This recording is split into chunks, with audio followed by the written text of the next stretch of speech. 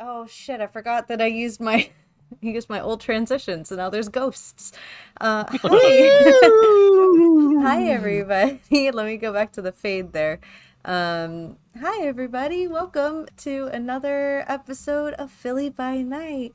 And this table looks a little bit different, a little bit bigger, and I'm really excited because we have added two members to our coterie and they are super super awesome, and it's not going to put a wrench in anything at all. It's great.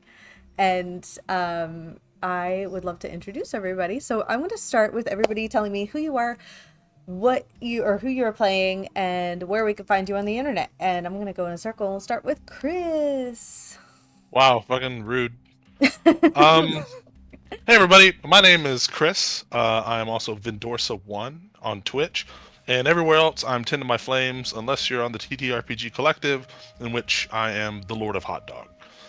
Um, you can find me here. I'm doing Evandale stuff. I'm doing stuff with Emma over at Tabletop Tailspinners. I feel like I'm a little bit all over the place now, and I'm happy and proud to say that. And tonight I will be playing Artem Morozov, the Russian gangrel from Krasnoyarsk. And I will popcorn that over to Jace. Robbie. Oh, me. All Yeah. yours. Hi. I'm Robbie. I mostly do D&D stuff and like homebrew things and just talk about tabletop RPGs in general over on my Twitch channel, Robbie_Landis. So that's where you can find me, and I do stuff on Threads as well. And I'm going to throw it to one of the new members of our coterie, or soon to be, Yuri. All right. Hello, everybody. Super excited to be here finally. You can go ahead and find me at Yuri and the Beast on absolutely everything, but most importantly on Threads, the only place that really matters. You can also find me here on Twitch, where I will be starting to play some RPGs, some video games. So if you want to join me for that, that'd be awesome. What else? I am also in an Evandale campaign with Chris. We're doing Mutvia over at the Vox and Quill channel, and our Storyteller as well. So that's really exciting, really, really fun. I'm going to be joining Roll D5 for some of their Pride streams later on this month, so that's really exciting. And then I'm going to be joining, oh my god, there's so many people. That's in July, so I'm not even going to talk about that. But it's going to be busy, so definitely go ahead and check my threads out, where I'm going to be updating everything. Now today I am going to be playing the ex-maid. Her name is Gabriella Cisneros. And I don't want to really talk too much about her yet, so I'm just going to go ahead and pass it on to Emma. Oh boy. Hello, everybody. My name is Emma. I am the founder and creative director of the Tabletop Tailspinners Network, which is a podcast network which focuses on diversity without tokenism, promoting the faces that you don't typically see on your actual play channels, particularly in the GM seat. So we have a lot of GMs who are LGBTQ, BIPOC, femme presenting, that sort of stuff as well. So if you want to check out any of our podcasts, I'll talk more about them at the end. You can also typically find me here as Josette on Philly by Night, the French Nosferatu, who I will be playing tonight. I will also be joining, as of next week, the Mutvia campaign over on Vox and Quill. And you can also find me closer to the end of the month on Roll D5 for one of their Pride streams. So I have a busy month this month. I don't get to be a player often, so I'm really excited to do that. But to not talk your ears off about that until the end, where I get to plug everything, I'll go ahead and pass it off to North.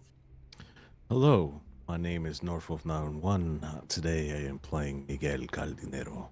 I am your La Sombra, and that is all you get to hear from me, because I have a laundry list of things that I am going to be on, so we will talk about this after stream. But thank you so much, Erin, for bringing me here to this wonderful table here. I I'm never gonna be able to listen with headphones ever again. That's like the worst part of my my neurodiversity is their neurodivergence is the sound sensitivity. Anyways, I'm so happy you're here. Kori also will be joining us, and I'll give her a little shout out. She is the lead singer of the Midwest punk band Chainsaw Lassie. Check out her single "Laughing It Off." It's fucking amazing. It's on Spotify. And she's at a cool thing doing things with cool people right now, but she'll be here with the cooler people in a little bit. Probably about Like a true. Sorry. No, like a true what? I was gonna say, like a true Toreador, she's helping head an art expo thing. Yeah. I thought you were gonna say she's fashionably late, but that too. And just a couple little announcements before we get into our story.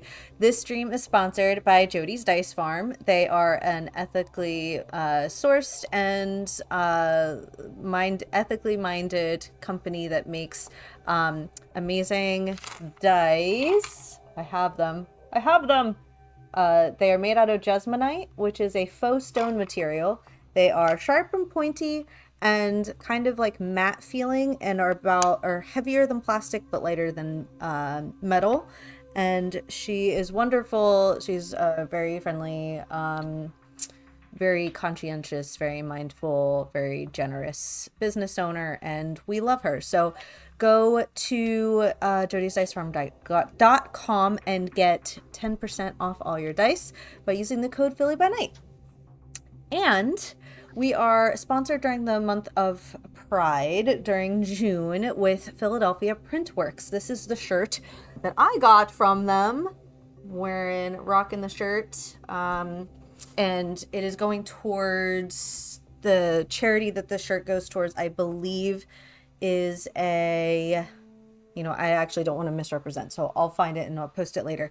But it is a Black women-owned Philadelphia Printworks company. Their shirts are made by BIPOC artists, which the funds received goes to them and also to charities of their choosing, depending on what clothing they make. We're going to give away 2 shirts today for the stream. One will be for the highest donation, and one will be a random giveaway. So keep an eye out for that. And if you go to the link in the chat command, it'll take you to the coffee, which is down below. There's the thing. And there's some more merch from PPW. All of the funds today are going to Galay. It is a QT BIPOC led and minded organization providing services and resources to underrepresented folks in the Philadelphia area. So if that is something that you want to support, donations are very, very much appreciated, and all of them are going to Galay for Pride.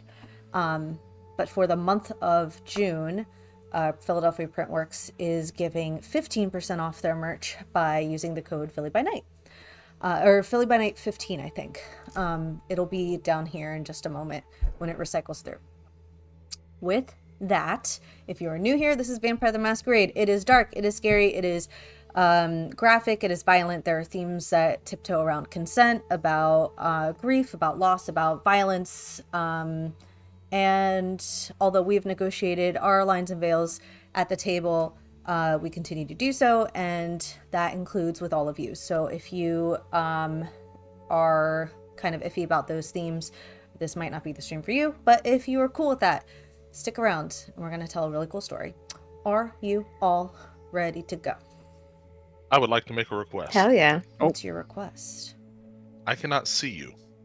Oh shit, I forgot. I'm so sorry. I did the same thing. There you go. Hey. Hello. Welcome. Wow, how embarrassing. So, if there's nothing else, let's go ahead and tell a little bit of a vampire story as a treat. You ready? Just a little treat. Yeah. Just a little treat. Señorita. Just a little treat. Treats are supposed to be fun. Remember that. Oh my gosh. Yeah, I'm gonna remember that. That's why we're gonna start with you, Chase. No, don't. Yes. Okay. So last time the coterie had a bit of a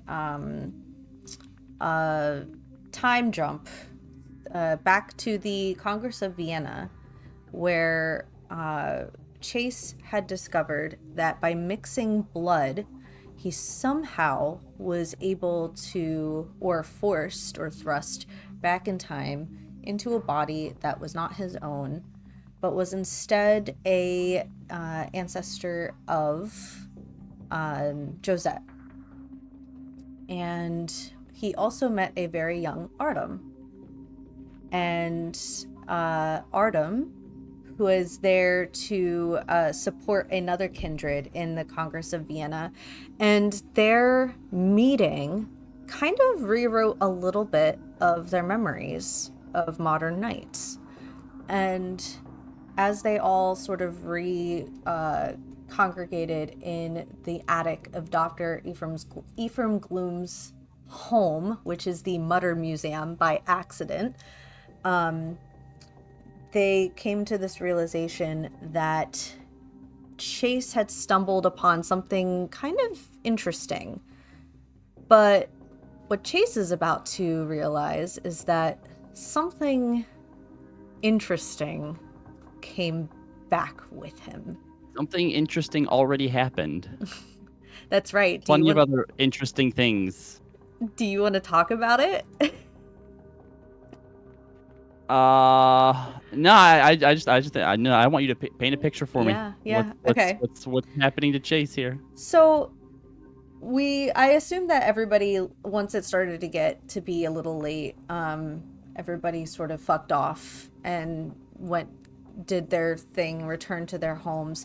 Chase, you suddenly returned to your home, and the DVD, because I imagine you have an old DVD player that has like projector screen like up on the wall. Yeah, and it's got like the old DVD like menus that like loop bouncing around. Yeah.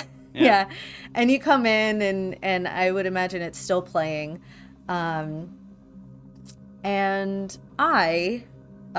you fall asleep pretty quick and hard, and when kindred fall asleep, it's like no time passes. You fall asleep and you wake up, and it's like one of the things that you lose is your sense of the luxury of rest. I'd like for you to make a rouse check, please. In fact, I'd like for you to make 2 rouse checks. Okay, how many of which dice am I doing here? Just 1d10. Just so 2 so d10s. 1d10 twice. Yeah. And it's not the red ones, right? Not yet. All right, that is... Ooh, that's the crit. That's Okay. a 10. What's the other one? Also a 10. That's some good dice from Jody's Dice Farm. Ooh, thank you, Jody! The one that has the 2 dots on the side, that's the crit, right? That's the 10? Yeah. Yeah, okay. Okay. You feel a stirring, like a flutter, like a heart murmur almost. And Weird. it almost feels like a little bit of heartburn. And you take a step forward, and you are like, it feels like you're punched in the gut. And as you stagger back, you realize your beast isn't hungry, but it's fighting something. It's like it's grappling something inside of you. All right. I think I probably maybe interpret that as because I don't remember when the last time was that. Well, I guess technically the last time that I would was I fed on the weird formula that I made with some mystery blood, which was a great idea at the time. So he's not hungry, but maybe I'm just gonna get ahead of it, and I'll go to the blood fridge and mix myself up a blood smoothie and see if I can't just get ahead of it and be like, here's your snack for the night. Just shut up and leave me alone. Be good. You got us into way too much trouble in the past. As you swallow, you start to choke as if it went down the wrong pipe. Yeah, that happens. You cannot breathe.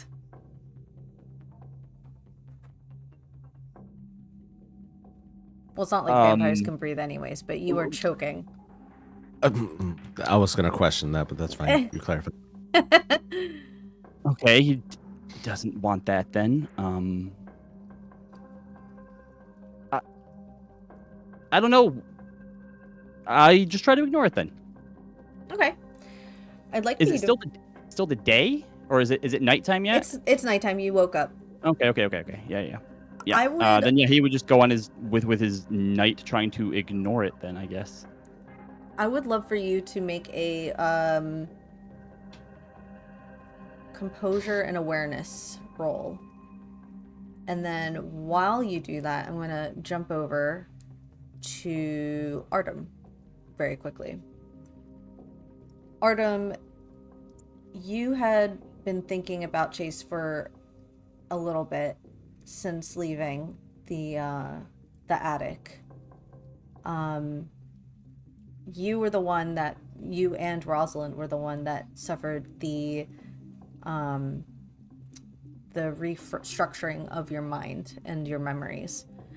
And it seemed a little strange the way Chase left, in a way that only you can sort of recognize as fighting something. He's carrying himself a little more reluctantly.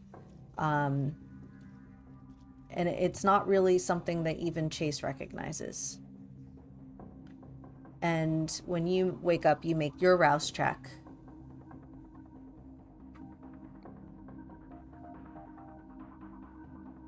That is a 2.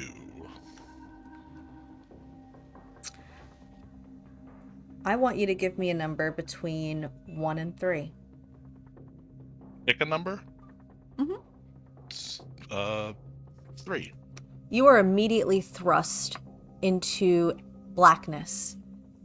And you're in your mind, the spotlight in your mind goes,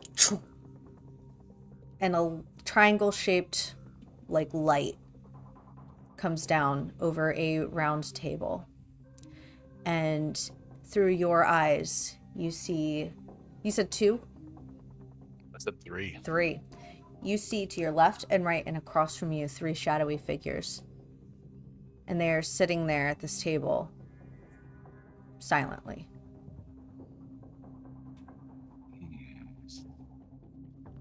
What do you want? The one across from you smiles and leans forward just enough that you can see his fangs in the light.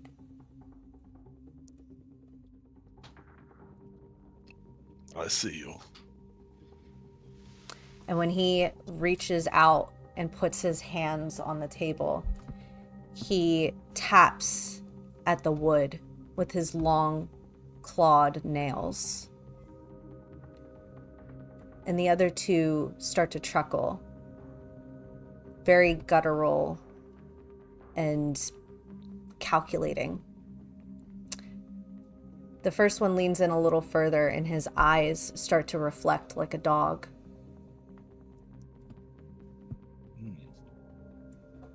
Do I recognize which of these are which? No, it's too dark. Okay.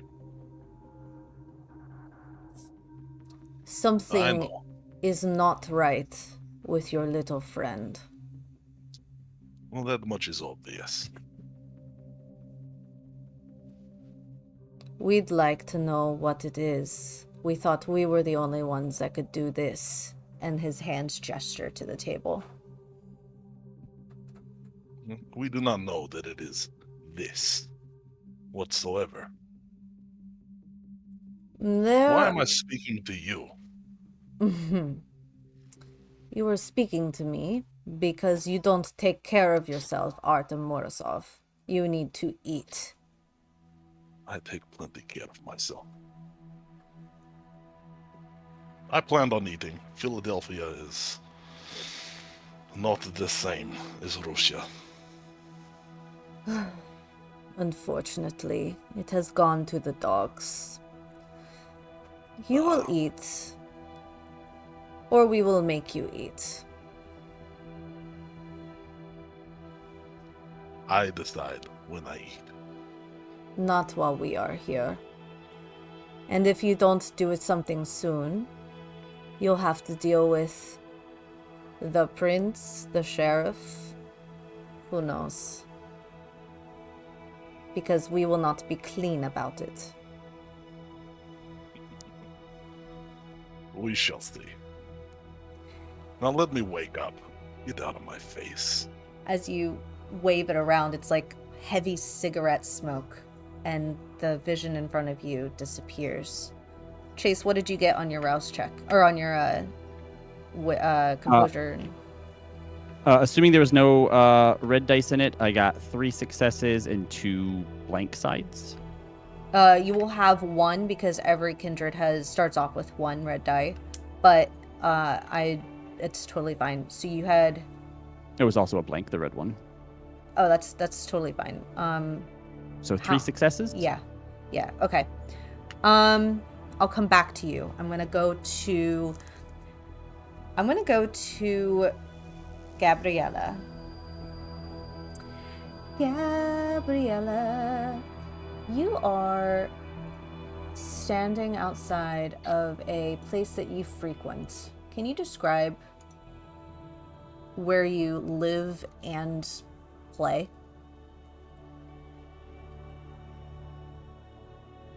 So, Gabriela Cisneros is a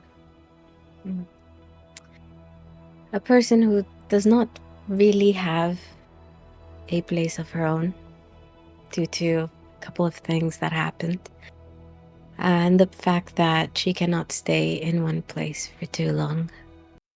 So she works at a bar and she stays in a room behind the bar where her boss, the owner of the bar, lets her stay. But she is actually not there today. You would see her kind of everybody's familiar with the morning after, where you're trying to put your clothes that you had on the day before back on.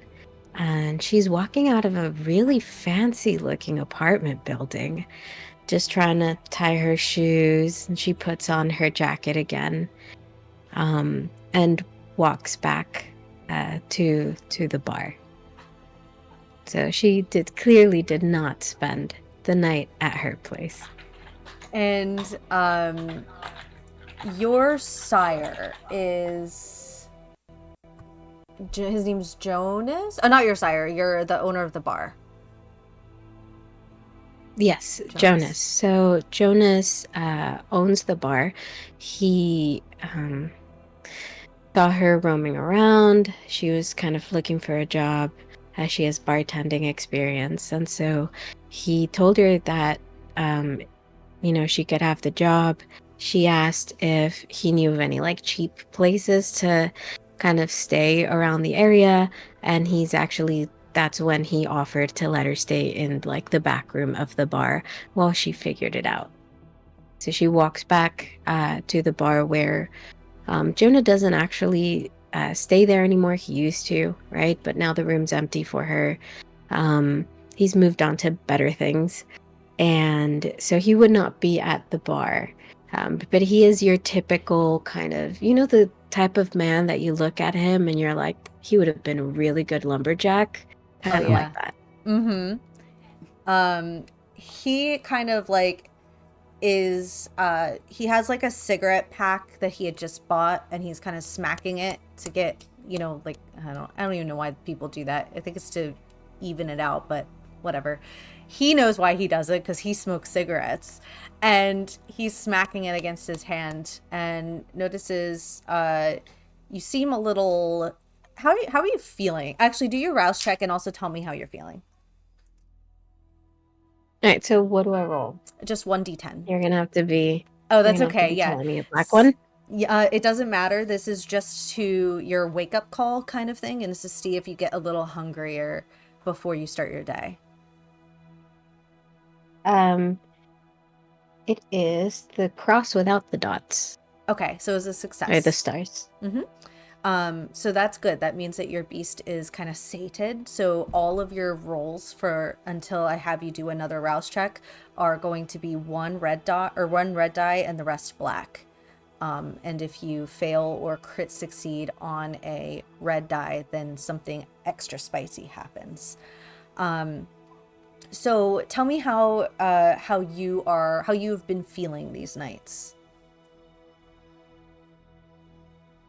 She's honestly just been trying to not think too hard about a lot of things, especially since, her sire June just kind of vanished into thin air. She thinks, he probably got caught in an alley and killed. She wouldn't be too surprised. So she's trying to figure it out. She's managed to go around in the night scene, find a couple of people that she can use for the time being, so she never gets too hungry because there's always somebody. She doesn't spend the night much at the bar either, so she's just trying to fill her mind with just alcohol and some meaningless one night stands. And as you pass by Jonas, he's like hitting the cigarette box against his hand. He kind of like accidentally brushes up against you, and then does a double take. And he's like, "Hey, are you good? You okay?" Me? Yes, I'm okay. It's, didn't get much sleep. Did you? Oh, well, not while this place is still open, I never get a whole lot of sleep. Listen, I could use your help maybe this weekend, if you don't mind, a couple closing shifts. You can keep all the tips. I'll even bust out some of mine. I'll work with you. Whatever you want. Yeah, I mean, I don't really have anything planned. I guess I can. Okay. Listen, somebody was asking about you over in the corner booth. Says his name is Joel. Kind of looks a little like sketch, like he just thinks like you're kind of cute. Do you want me to go tell him to fuck off, or? It's not the first time. He's been following me for a while. Following you? Yes, could you please? He comes around the bar every once in a while, kind of tries to look around that you're not here, actually. Though, since you are here, you can definitely tell him to fuck off. Yeah, absolutely. And he like stuffs the carton back in his pocket, and he like starts rolling up his sleeves, and he's really sweet, I would imagine. He's not like this like he doesn't look like somebody that'll like rock your world in that way, but he for you, he's like his demeanor sort of like casts this shadow over his face, and you can see like his jaw clench a little bit, and he goes over to the corner. And as he passes by, Josette and Rosalind, you walk in to the bar, and you can see this guy, Joel. Rosalind, I would say that you probably have seen Joel before, considering like how you and Gabriella have kind of like played together in the scene once or twice, and Joel probably tried to invite himself into like these sort of group sessions, but he's sort of getting like dressed down in front of Jonas. and you can see Gabriella, where are you in terms of like where the bar is? She would be, I think, like behind the bar, kind of like tidying up her station, like getting ready. Mm-hmm. And you two are now inside, and you can see Gabriella at the bar. Rosalind is going to walk up to the bar and say, Gabriella, hey, it's been a minute, huh? Oh, hi. It has. I haven't seen you around, those places lately. Have you not been going? Yeah, I've been kind of taking a little break. I've been tied up with a few things. But regardless, it's nice to see you. How are things going? How's your night going? As good as it can go after a disappointing performance, I think. But, well, I'm hoping tonight's better. Well, we can always try to make something a little bit better. Just gotta find the right people, right? Yeah, definitely. Who's your friend here? This is Josette. Hi, nice to meet you. And she's very much like, she is definitely looking like she's a little bit smaller here. Bars are not typically her scene, but I'm guessing that Rosalind would have kind of pushed her to go out, especially after the experience of what they had kind of been through the previous night. But she's definitely acting a little bit smaller in this space, and especially with the argument going on between Jonas and the creep in the corner. It's kind of making her a little like, I don't really want to be here, but she's plastering on a smile as she kind of waves, being like, trying to make it like, it's not you, I promise. This is not where I normally am. Here, you look like you need a drink. This one's on me. For new friends? Gabriella, nice to meet you. And she kind of, and she goes ahead and slides over a little whiskey on the rocks for you. And she'll kind of chuckle and take the drink, and I appreciate du new friend. And she will very uncharacteristically down it all in one go. Okay, I think we should wait a little bit before I give you another one. Rosalind, do you want something, darling? Hold that for a second. Rosalind kind of like her eyes kind of like, since they just walked in, she like looks at Gabriella, and she like kind of looks in the corner a little bit at, the argument, and she like turns back to Gabriella. So what's up with that? And she kind of like leans her head, like tilts her head a little bit, and she gestures towards them.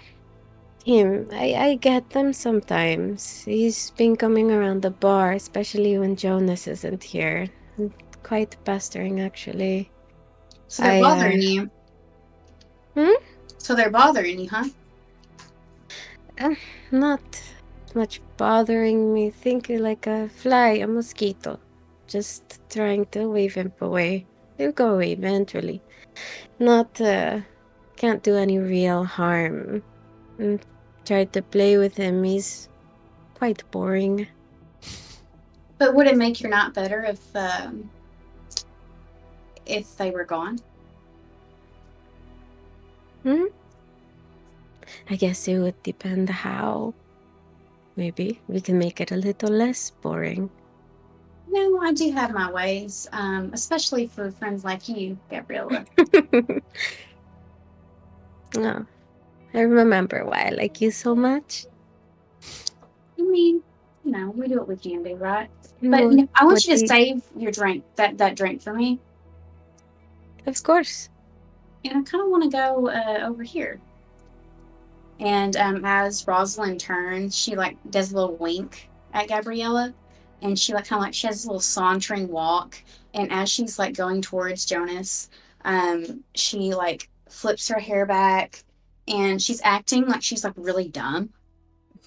Because like for some reason, like the men that she like always messes with, like they're like, oh my god, it's a dumb lady. I want that. And so she's like going like, what are you doing? You know, it's like that kind of vibe. And so as she like walks up to like Jonas, she's like, hey. And like, and she's doing this because she like kind of knows, like she's like, she caught the kind of vibe that they have. And so she's like, hey, I haven't seen you here. So Jonas is the owner. So you are looking at Joel. I would imagine. Joel, Yeah. yes. You're good. J names, J. And it's the J thing.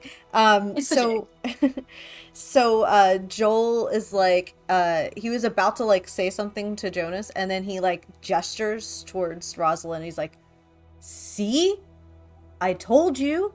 And he's like, hey. And Joel like kind of like leans like this. He's like, how you doing? You look really strong. And she's gonna reach her hand out and like softly like graze his bicep. Yeah. Oh. Yeah, I mean, I work out at the Planet Fitness down in Fishtown. Wow. And so you're also really good with money, aren't you? I mean, It's like, yeah, I took an accounting class.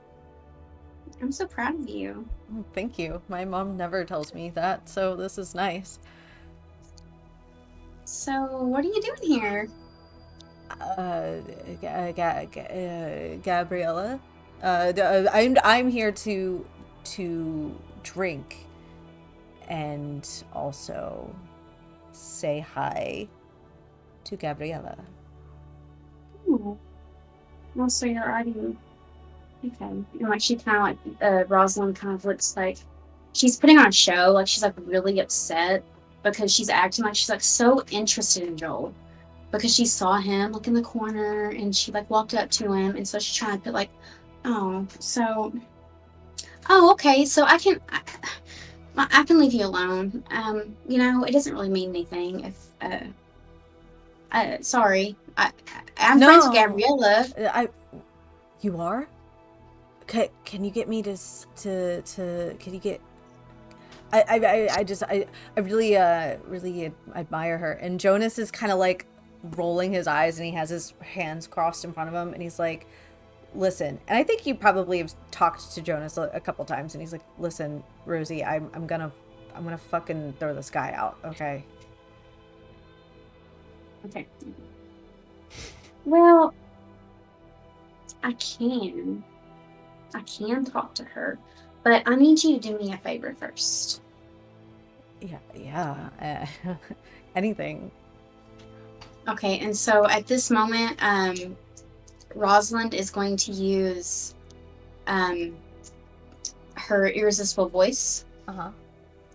And so the irresistible voice is able to do like dominate. It's like the first dominate one. And so she's going to do compel because she's like, you know what? Like, I just want to get him out of here because like I just want to have a good night with Gabriella and like everybody else. And so she's just going to use compel. Okay. How's that work? Like, how does it look for you? So like are the mechanics of it, or just like how it looks for she Rosalind? do? Yeah. Okay, so Rosalind is going to, she takes like a single like strand of her hair, and at this moment she is probably like leaning over like one of those like little the tables that are like not like tiny little tables, but they're like kind of like halfway, the taller tables. And so she like puts her elbow on one of them, and she like twists her hair just ever so slightly, and then she's like, Joel? Yeah. And like she like looks him like dead in his eyes. You know, I think and she looks him directly in his eyes and says, I think you actually need to leave. You should walk out of here right now, and then maybe we can meet up later. Yeah, I'm gonna go. And he stands up, and he sort of like You also see, and you can smell like a bit of ammonia, and you also see that he has pissed his pants. And he kind of like has his hands like straight against his sides, and he looks at Jonas and says, "I'm sorry for the trouble I've caused," and then turns on his heel and walks right out the door. And we're going to follow Joel for a moment and go up and through the streets, through over Gerard, across a trolley, and to Artem, where you are. I'm imagining you are walking at this point outside, and you pass a kind of like a very dark alley. It's super common in the city at night, so it's nothing to really be like concerned with. But you hear a familiar voice, and I would like for Miguel to introduce himself. Miguel, when you look at him, he is 6 foot. From behind, what you would see is a man dressed to the nines. He's got Versace shoes, pants, a vest. He would have a jacket, but you could tell that the jacket is thrown to the ground.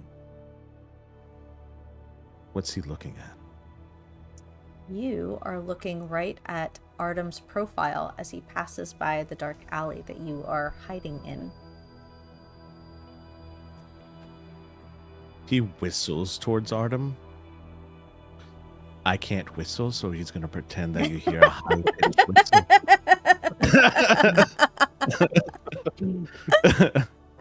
I can't, let me rephrase that. I can whistle. I can't whistle the one that I want, which is a really high-pitched whistle. Hey. Okay. So it's you just hear kind of more like a tune. It's like a whistle that you would hear, but it's a more of a tune instead of a high-pitched tune. So it's more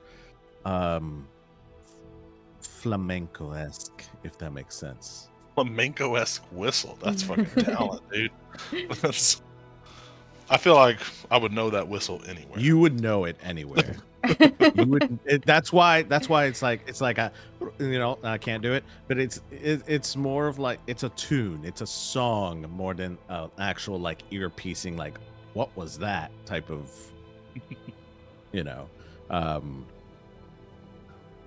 and I would assume he looks in my direction and be like, "Oye, oso," as he sees Artem. It's looking up and down. It's gonna be like, "Oh, I see you dressed down for the occasion." Yeah, ¿Cómo estás? He asks in Spanish, "How are you?" Oh, I know. Sorry. For those who don't understand Spanish, I'm translating. It has been a very long time. Yes. And he takes off his hat, and when he does, you see a scar now running from the tip of his forehead down to his cheek, which you haven't seen before. Is this on purpose? You have to keep a low profile. I know. And Artem is going to walk towards him and going for that fucking... Okay. All right. That's nice. All right. Oh. Yeah. Don't matter how many times you do that shit, it still hurts. It has been a long time. Yes. So I take it you got my letter. Sí, señor. I'm interested in lo que estás haciendo. What are you doing? How long have you been looking in the city? It's been almost 2 years, sir. Then we have a lot of catching up to do. Come. We need to get drinks and celebrate the occasion of us. You still drink Reuniting. that shit vodka? Yes. And he pulls out from underneath his vest a real big bottle of your favorite vodka. I I should thought have it would be assumed as much. Yes. Where are we going tonight? Come. We will go to my coterie's house. Josette. You know how I feel about meeting people. She is quiet and small. You barely notice her.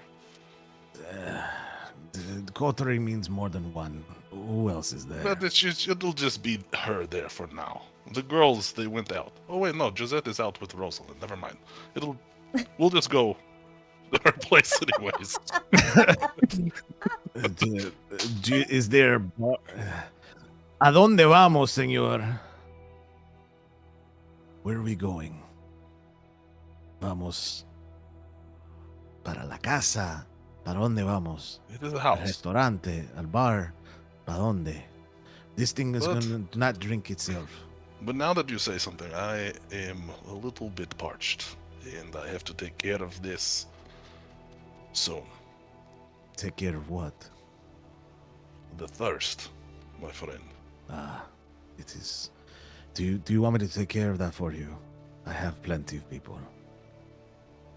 If you have someone right now, at this very moment, yes. Absolutely. Anything for a friend. Thank you. He pulls out his phone and he hands it over to you. You're better at this, right? There's a phone number in there. I forget. Josue. I think it's Josue. We met about a couple years ago. Now I have a couple people here that we can reach out to. Okay. I will call. Satisfies the thirst. Yeah, call Jose. I don't like my phones. This You is know. still the La Sombra thing. Yes, I know. Look, I can call, and he pulls out his phone and he looks through it. I can call, and he just dials a random number. I could do it. You see, You do not have to prove anything to me. I could do my it. All right, I ain't stupid. friend. No, I did not. I never said that you were stupid. No, Artem, You want me to call Jose? just call Josue, okay? Okay. Oh my call. god. Call Josue. I'm gonna call Josue. Zángano, este zángano por aquí, and you just hear him just like start cursing up a storm as he turns, to get away from the phone, and he's like just a bunch of curse words in Spanish that I won't repeat on stream. And As he's walking away cursing, I'm just gonna be like, I missed you too. He feels a disturbance in the force. It's just, I think as he does that and he sees the memories flood his brain, I think once he sees Artem again, and if I can do so, Storyteller, I would like to remember a past memory. Yeah. So I think at this time, Miguel starts to think about a conversation that was had between friends a couple hundred years ago. And all he can think about is this deep sorrow in his gut and his heart as he remembers the things that were taken from him. And seeing Artem again, he remembers his drive, his determination, as every nook and cranny that he's been looking in the past 2 years in Philly hasn't really gotten him anywhere. But he is determined to find an answer. And esta noche, la noche son larga.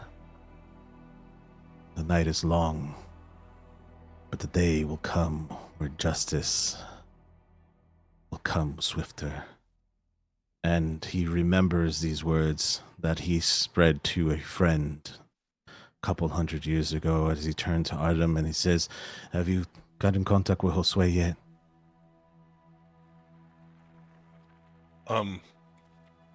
Have I? Yeah, I'm gonna say at the risk of me sounding terrible with my Spanglish, we're gonna say you contacted him, and this gentleman is he like is it him that is your herd, or do you have is he like He's my herd. Okay. He is in charge of my herd. He would definitely be. He'll know why we're calling. Yeah, you have a fuck it. You've got a married couple that are walking their dog that are in this area that will be there in a few minutes. Yeah, he said he is sending a married couple with a dog on the way. Oh, you always like the threesome. I mean, what? I do not drink dog blood. Look, dog is an acquired taste, you know, and back in my culture, we put animals on walls. On walls? Oh, What? yes. Like We animal should keep heads, like something. trophies. Trophies. You know, do you know the running of the bull? No. Oh, da. Yeah. Ah, yes. Been through a couple of those. Right. I think it'd be a lot of fun if we do that here. What do you say?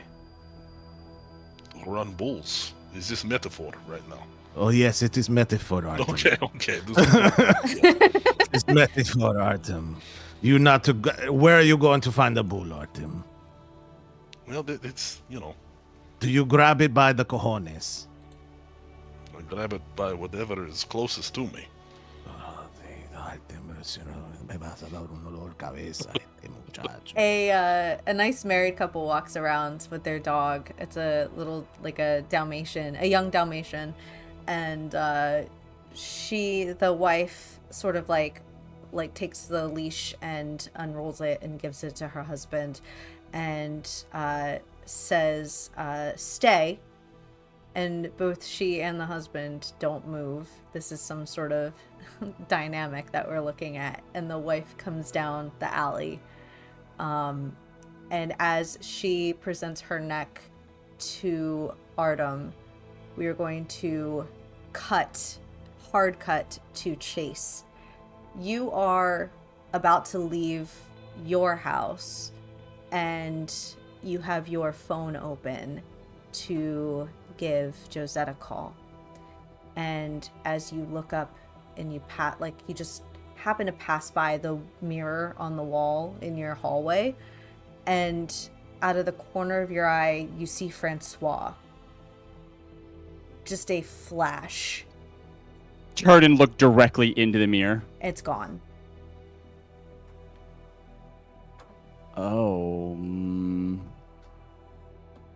The sort of inner fighting that you had mentioned earlier that I had felt, I assume it's kind of been going on. This is new. My beast normally only fights with me when it's hungry and wants control, right? Yeah, this is new. It to the point where he's not really out. Like, you can't really see him or sense him or anything like that, because it feels like he's kind of busy, preoccupied. Oh no. All right, so looking at my phone with Josette's number, he's going to pause for a moment. I know that she's out with Rosie.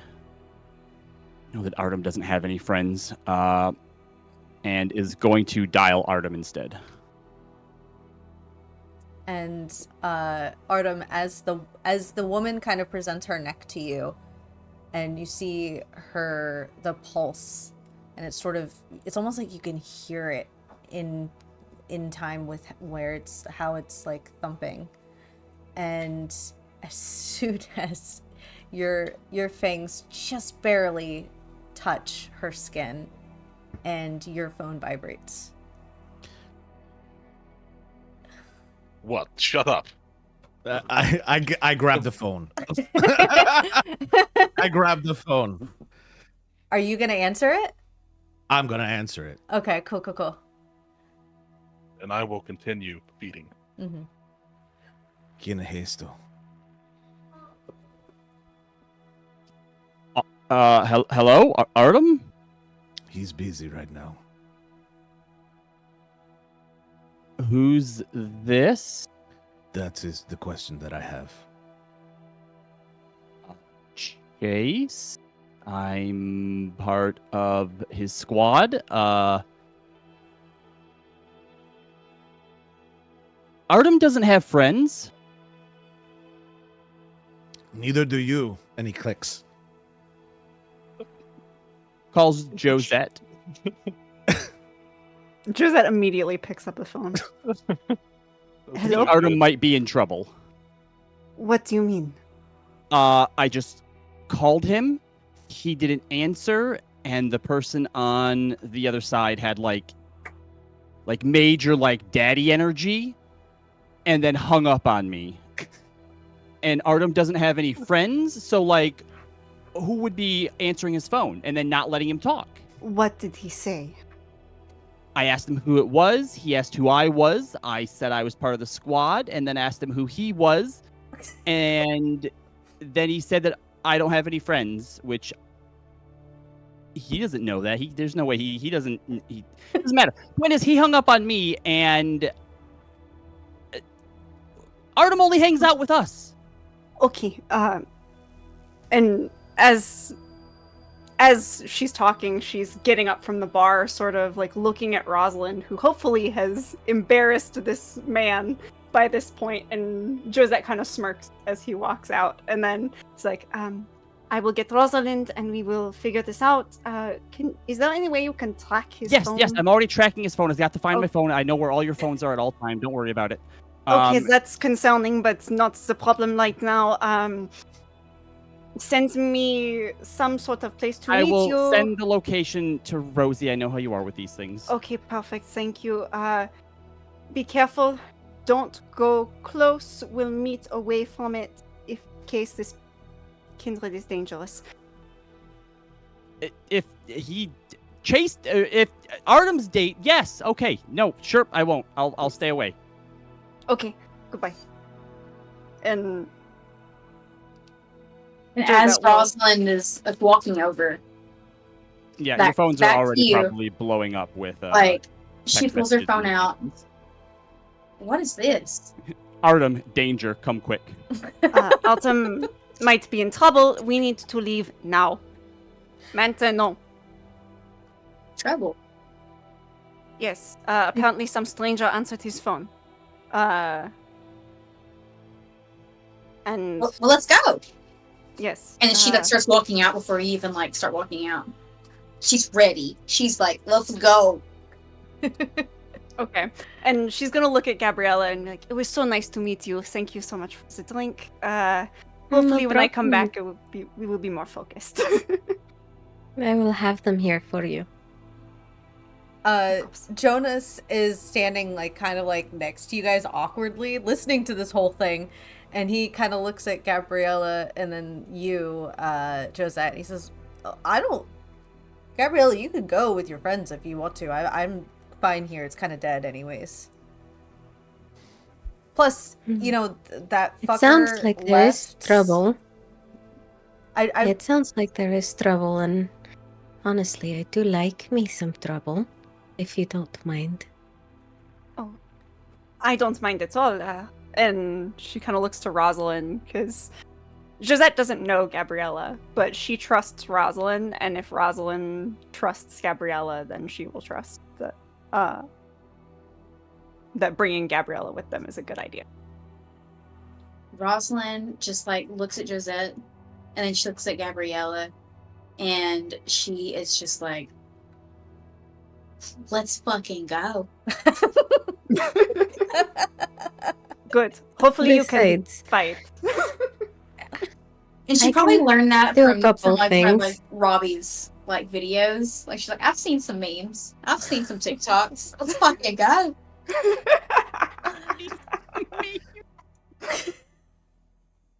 Perfect. Um, really quick, Chase, are you on your way as well? What are you doing? Yeah, I'd look to see where Artem is.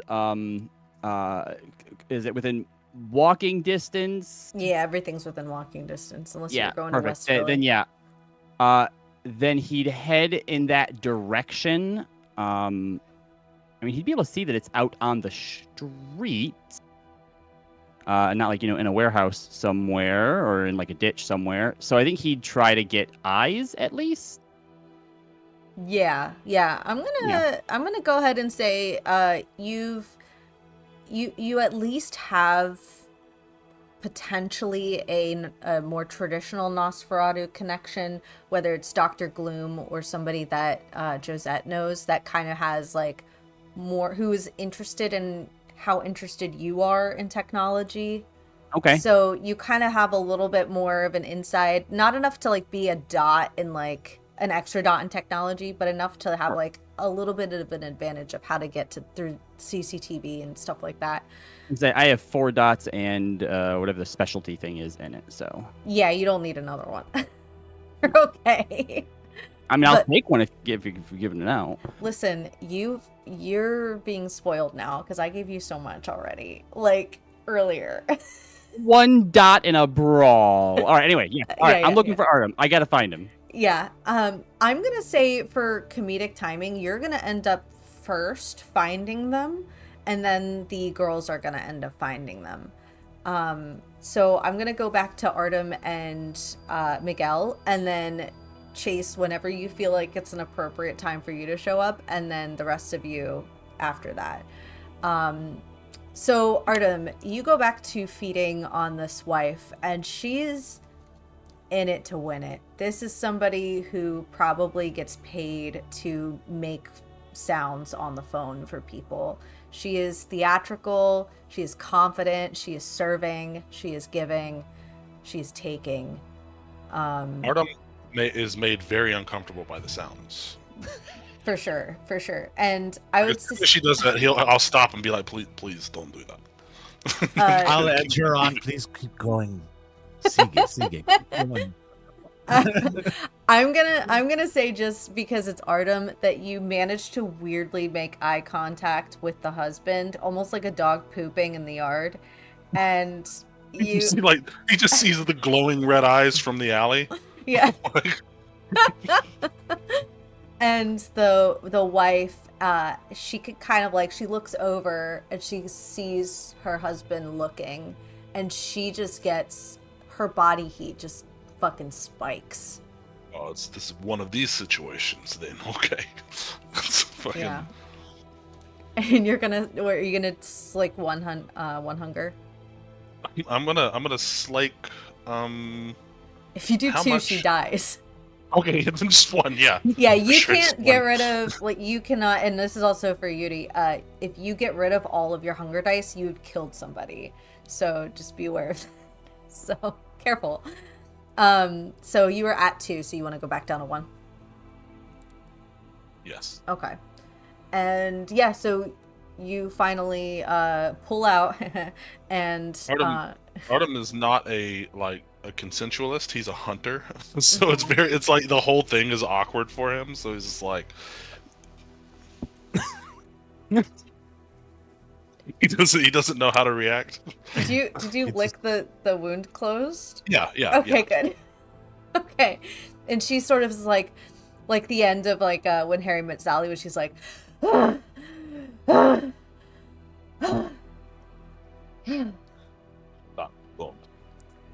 Don't do that. well, until next time. It and- will not be a next time. I Don't think worry, honey. He always says that. as she steps like sort of out of the scene, or they begin to walk away, she kind of steps aside, and Chase is at the end of the road with his phone out and just has this look on his face as he looks at Artem like, what? That... Faith, Okay. what are you doing here? What are you doing? It's Oh, not that's normally- the guy that was on the telephone. He's the guy with no friend. I have friends. I have friends. Yes, Artem's of my course. friend. Rosie, Josette. Yes, we are all It's about- friends. We are all part of the It's code about tree, yes. quality, not quantity. All right.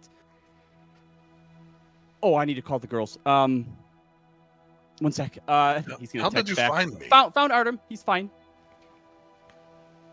Your senses finally come in. You can smell me now. Yup. Mm-hmm. I'm so proud. Hi, sir, Mr. Artem friend. Artem, do you have a sec? He looks over at Miguel. Just one moment, my friend. Sure. As And, you guys sneak away, Miguel's right behind. Okay.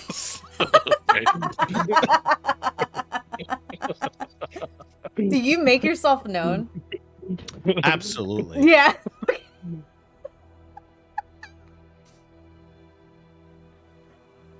Excellent. Yeah. Chase keeps like eyeing Miguel. It's about the trip that I took to Vienna. That's Oh. a nice place. How did you like it? I spent a few days there. Didn't get a chance to enjoy the sights. Very hectic, very stressful.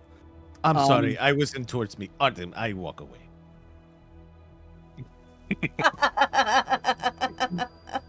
I think Francois came back with me. What do you mean? When I went there, I was not in my body, right? But my beast came with me. And when I left, was when Francois was changed, and I think his. Before he even finishes, Artem grabs him by under the chin, and he is looking deep into his eyes, like Artem is looking for the beast in his eyes. Whether Chase knows what he's doing or not. Yeah, Chase has no clue what's happening, but he trusts the process. He's like sniffing some here and there as he's like looking into Chase him. goes, ah. So it's right now when they're like face to face, like this close, when I feel like you hear giggling coming from around into the alley. And the girls are just having a good old time, just like, yeah, like your shoes, right? And they obviously, Josette and Rosalind would clock you guys first. And in that moment of recognition, Gabriella would look at you guys and be like, oh, in an alley. What an interesting place to be doing things like this. Rosalind, I like your friends.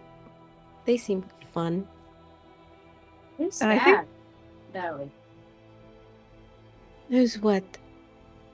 And like she Oh, like, there's another one. There's Rosalind- yeah, three of Rosalind, them. Like looks at Josette, and like she like briefly looks at Gabriella, and she's like, basically like, the fuck? Who the fuck? Like, are we about to like attack? Like, who's this What? person here? And like that's all communicated through the eyes because that's how we do, right? And I think Josette is clocking very confused as to what Artem is doing to Chase right now. But then as she looks behind at Miguel, kind of takes a moment. He's putting on brows his hat. zero. He's definitely putting on his hat. Something of recognition. Mm-hmm. And the moment he does, she would still be able to recognize him even with the scar, correct? Yes, but what gives it away is the way that I put on my hat. Okay. And I think at that, like, she's not recognizing the face, but recognizing the gesture.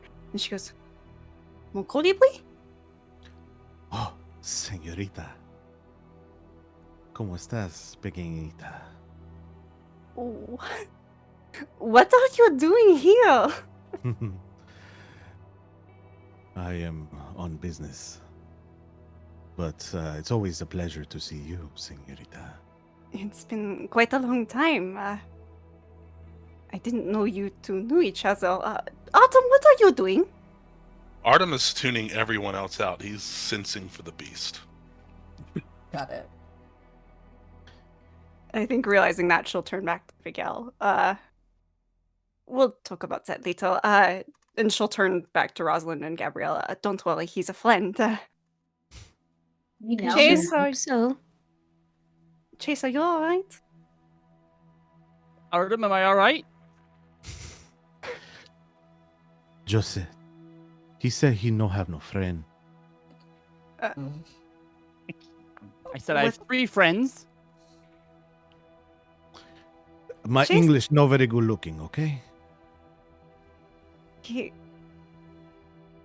I think he was more concerned about a stranger answering Artem's phone because no one else gets access to Artem's phone. Have you talked Was to that him you? yet? Yeah. No, Oh, okay. I just saw it, and mine is distracted with something.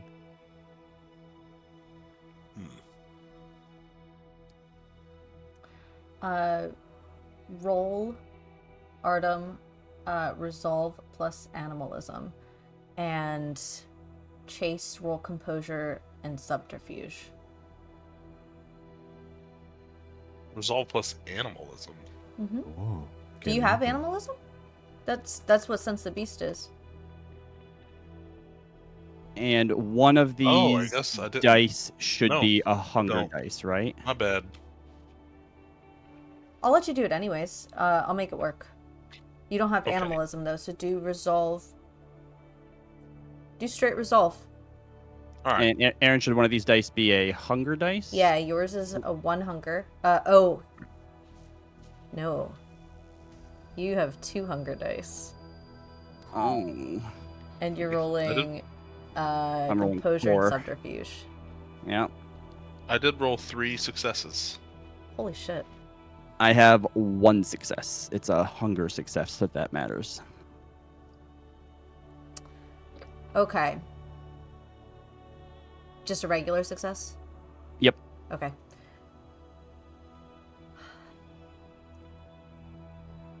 Artem.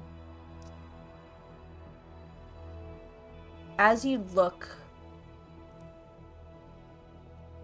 into Chase's eyes, and it's almost like you get lost in like the black in the pupil,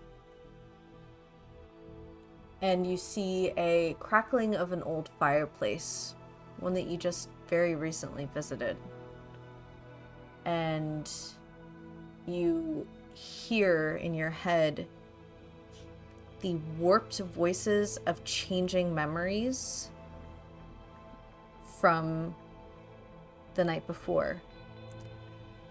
And you see a silhouette that looks like Francois in his pupil.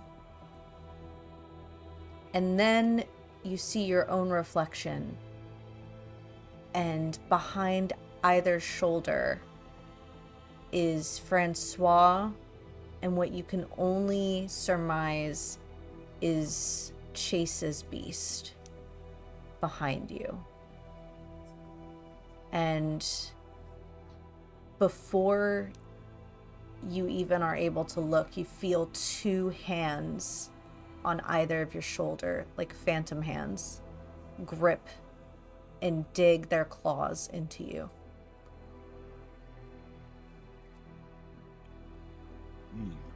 Do I feel this like outside of me looking? Yeah, I don't know how I'm trying to ask that. Sorry.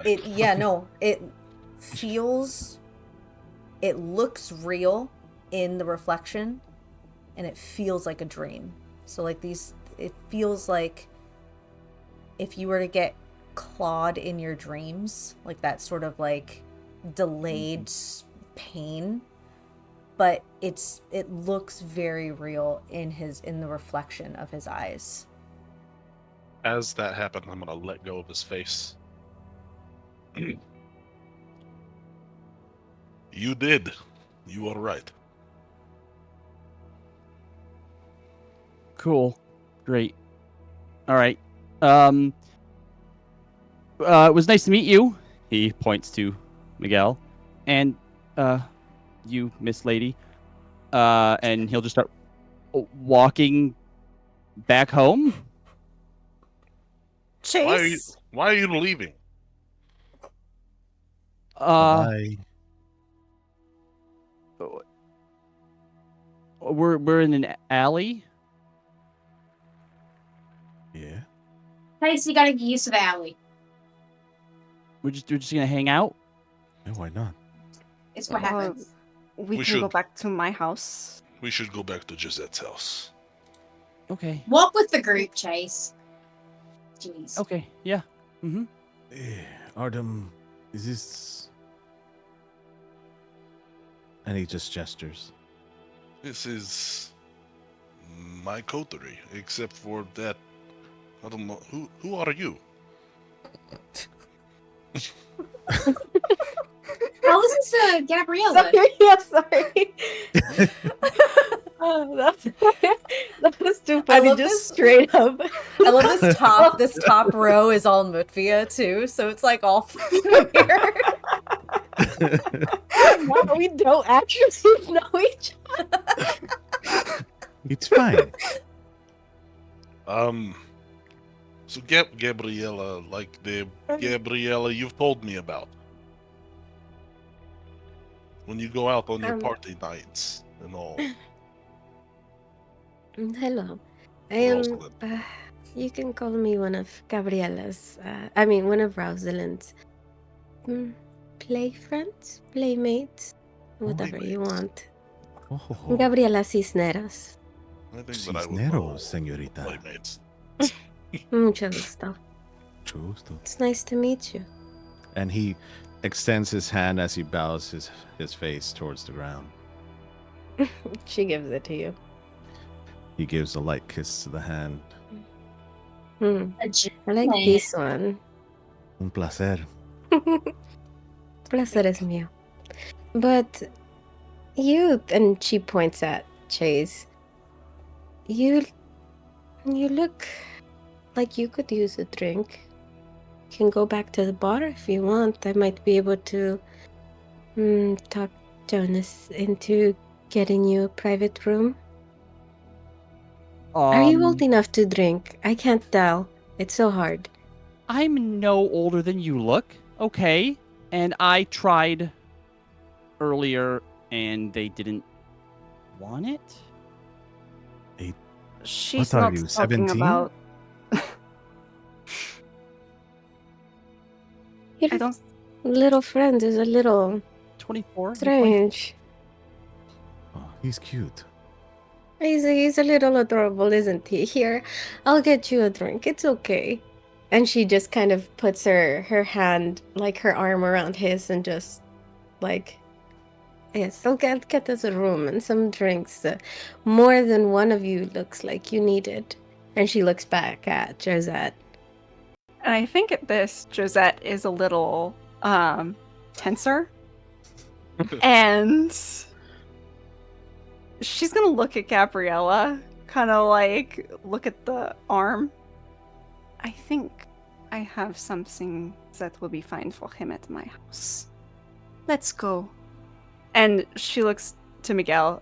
Miguel, that is my child, Chase. What? Oh, like at the realization, yeah. 'Cause she doesn't fucking know. She doesn't know. ¿Qué? Did you not get the letter? De You're- chiquitita. Child. Yes. And she just like takes her arm off of it. Oh, Ah, Yeah, chiquitita. Chase is just lost. This is a lot right now. He's still processing. Chiquitita, when did this happen? A couple months ago? A couple months ago, and you got this guy?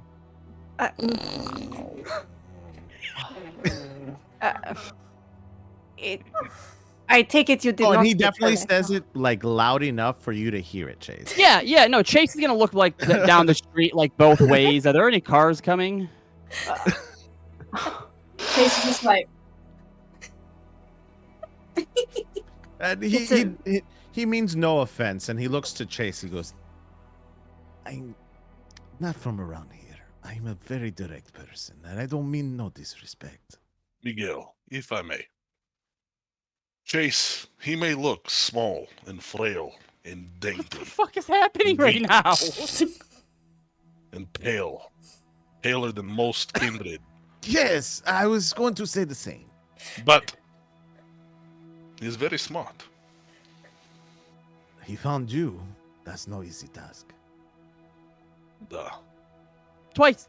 Found him in Vienna too. Thank you very much. Vienna? He did. What He are you found- doing in Vienna? He found me in Vienna in No, the 1800s. no, Chase. It's er, a very long Artem! story, and we probably should not talk about it here. Okay, let's see. And he looks to Rosalind. You quiet. I like you. I'm just watching. Oh, Miguel. This is my little Moya. Rosalind. Oh, señorita, excusi. And he bows. Yes. Oh, da. You pick a good one. I noticed you only were one. very, very gentlemanly. I will say that about you. I'm not really sure about anything else, but I did notice that about you first off. And I guess if Artem trusts you, and you trust him, right? And she looks directly at Artem. We'll see. But so far, you're a net. I like her. You should keep her. I plan to. Okay, good. Josette, chiquitita, and he walks towards Josette. Him? It was. And Josette kind of looks at the ground for a second and looks back up at him. I explained everything in the letter, so I wouldn't have to explain it in person. It was an accident, but it was not. He has his moments, and he is a very good person. Okay. I trust you. Okay. Chiquitita, I hope it hasn't been too rough for you. No, I didn't even know you knew Artem, honestly, but he has been a very trusted friend. I And have my secrets, just like everyone else. I see that. And she kind of gestures to her face to kind of point out the scar. Oh, Are you this- hiding? Or And he tears it open again.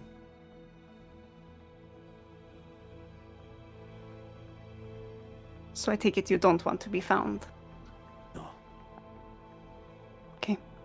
From what I hear, Philly doesn't need to know I'm here. Understood. And I don't know why you're here, but I take it I'll get at least a couple details once we're not out in public. Yes, and he gestures towards Gabriella now that she doesn't have his arm around Chase. Señorita, Sí. vámonos. Vamos. Also, about your, if you're looking for a new identity, I can help with that. I've got friends. Oh, let's talk But and you walk. let me know. Oh, sí, señorita. Mucho gusto. Mi nombre es Miguel. Gabriella. Encantado. And I think we walk and talk on the way. And Josette would drop back and sort of close to Chase. No. Come on, chiquitita. And he gestures. Come on. Oh. Okay. And she'll kind of look back to Chase. Just... Chase, you too. Come on. He's following along. He might have actually went ahead a little bit, so it wasn't the whole, oh, you're talking about me and I'm right here still. Cool, great. He's definitely still distracted, because I think with confirmation from Artem that he wasn't just imagining things, I think he's trying to be more introspective right now and trying to see if he can get more of a handle on the new presence in him, but without drawing the attention of either of them to him. Just try to figure out what the deal is right now. If you want to try to rouse the blood, you can, but if you fail, there's gonna be consequences. You know what? That's what he's doing right now. So What am I rolling? Roll your 2 hunger die. Or There's just two hunger die? Yeah. Oh no.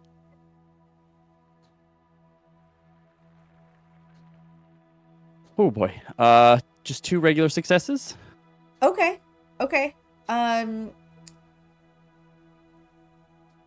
want you to describe how your gait and your walk is different with this kind of tumultuous energy happening within you.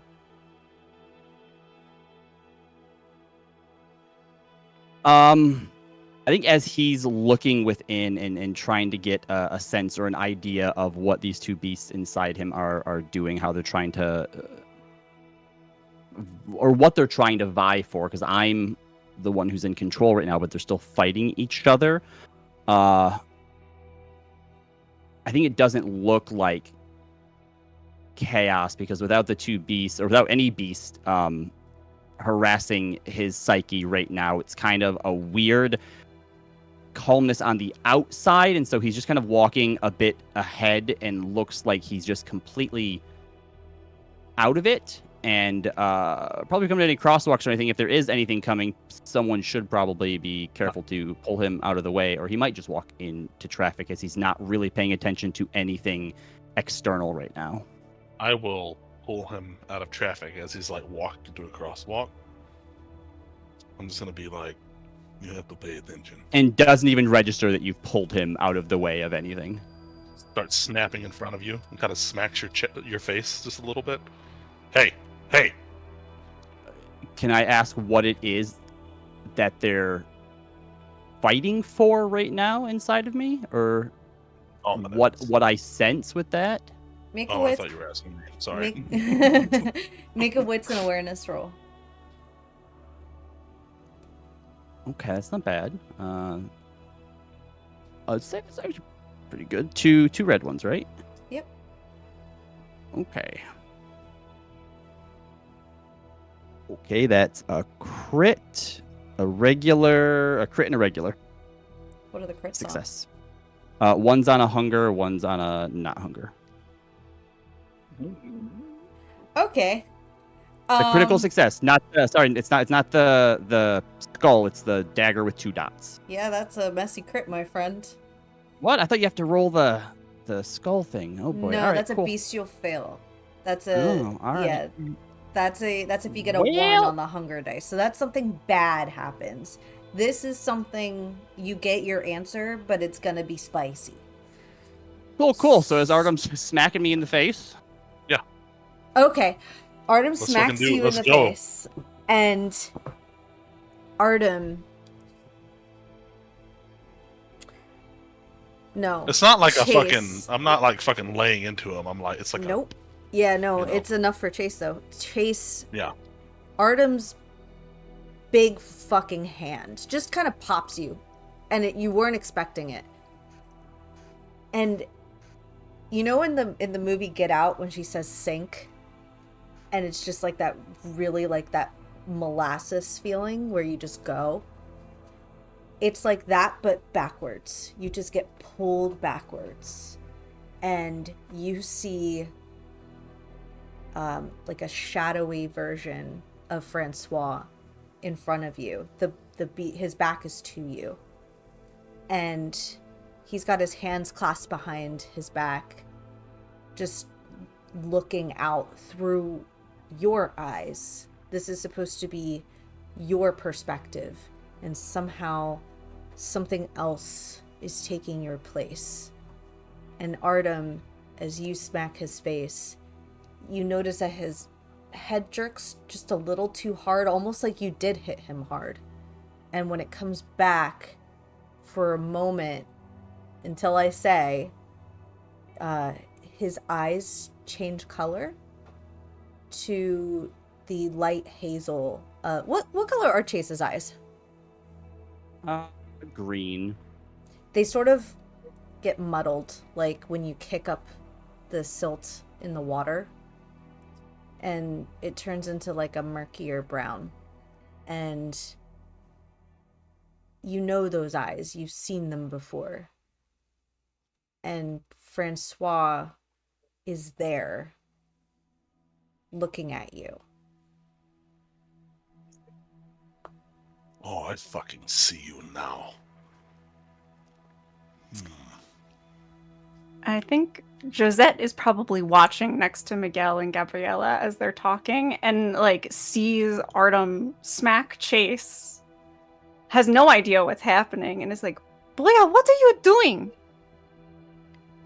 Now, Chase, I want you to talk to me as if you're trying to get a message out to Artem, and I am going to translate it as if I was Francois's beast. I think I'd want to talk to Francois, not Artem. What do you do? I think that he would kind of take a moment, realizing that he's in a position now where maybe he can communicate and ask him why are you in me? You should be back there. You see his face slowly turn, because his back was to you. It slowly turns, and you see this feral-looking smile cast across his face. This is certainly a beast, a manifestation of something that came with you as it leached through time and space and clung to you to get here. And it sort of sneers, and you could see it's like the smoky drips coming down, like almost like it's covered in condensation or something. It's not quite corporeal, and it sort of snarls, and it says, "This is much more delicious. I don't think I'm going anywhere for a while." That figures. Where's the other one?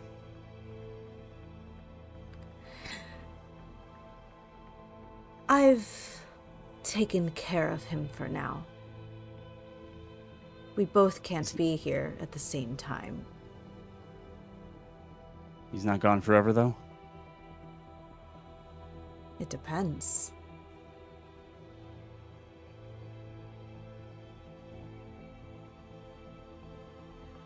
Okay. Now I see your friends here.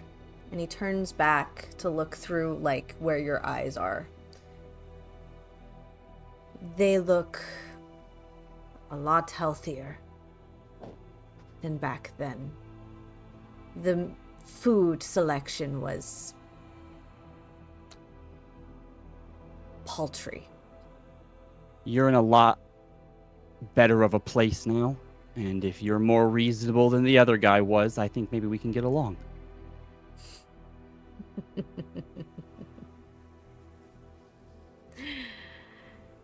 I don't need friends. I need food.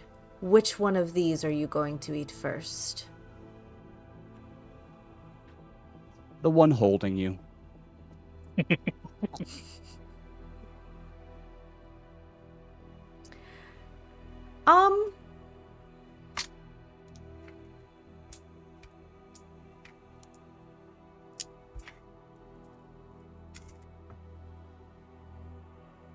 That sounds like a lot of dice.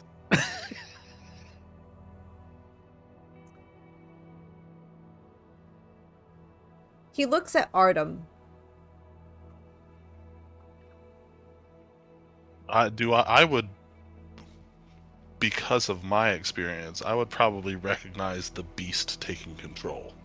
You right? Absolutely would. This is exactly what your beasts were saying earlier. Yeah. And at that, I'm gonna like really intensify and firm my grip on his jaw to where he can't like gnaw at me. Mm-hmm. I have baby teeth anyway, remember? I can't break Yeah, skin. He's just like I just want this beast to get his ass kicked now, okay? The beast, the one that you're looking at, Chase, its shadows sort of like sink back into him, so it's more of a solid silhouette, almost as if it was suddenly like humbled. And he kind of tilts his head and he says, I know this one. This one was in Vienna. And almost ate you? Yeah, he did. I'll be back. I have something I must attend to.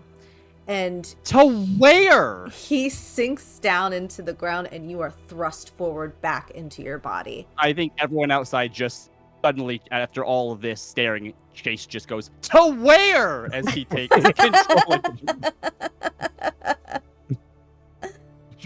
He's holding your face. Hey! You can't let them take control like that. There's 2 of them now. There's 2 of them, but you have a bond with your beast that is not like the other. Yeah, you could say that. You have to let him dominate the other.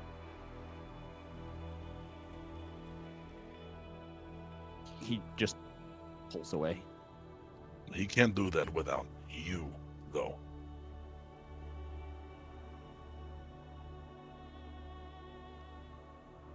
Are y'all good? Yeah, Josette is like, Great, Rosie, thanks! I think at this point, like, we have all just, like, stopped walking and everybody's just staring at Chase. mhm. Miguel will look over at Gabriella. So, can I get your number? With that, we're going to take a 5-ish minute break. That's a really good place to stop. We'll be right back.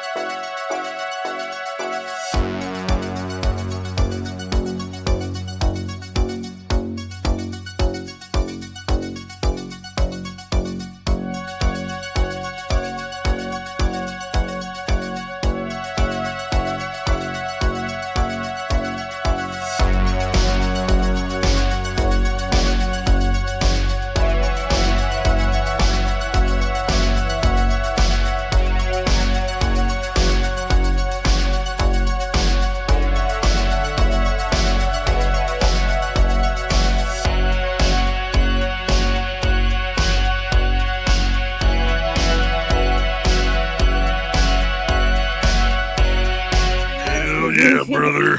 Here we go. I'm not trying to give everybody ASMR, you know. Yes, you are. Mhm. Stop it. Get it.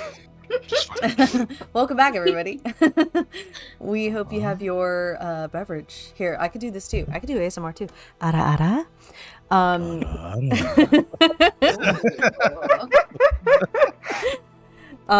We ooh woo. We hope you have your beverages and your snacks. I have the best piece of cheesecake I've ever eaten in my life right now, which is amazing. Oh yeah. And yes, so thank you everybody who has been in last Pride charity event and this one, who has been donating to Galet. And just a reminder that if you have not any donations, you will be entered to randomly win a beautiful shirt from Philadelphia Printworks, like this one. Hey, and it is a Black women-owned and BIPOC-led initiative that creates beautiful pieces of clothing that go, all funds go to both the artist and to charities of their choice. There's a huge Palestine line right now, which is incredible, but a lot of them are also really great anti-racist action and other Black-led organizations being donated to in Philadelphia.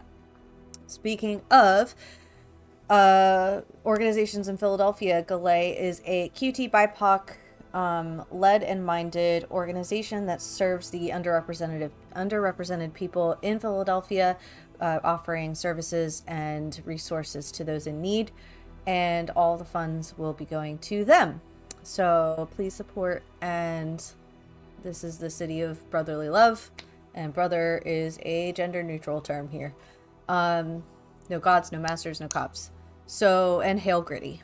With that, we are back, kind of in the middle of the street, where Chase has had a little existential crisis, as a treat.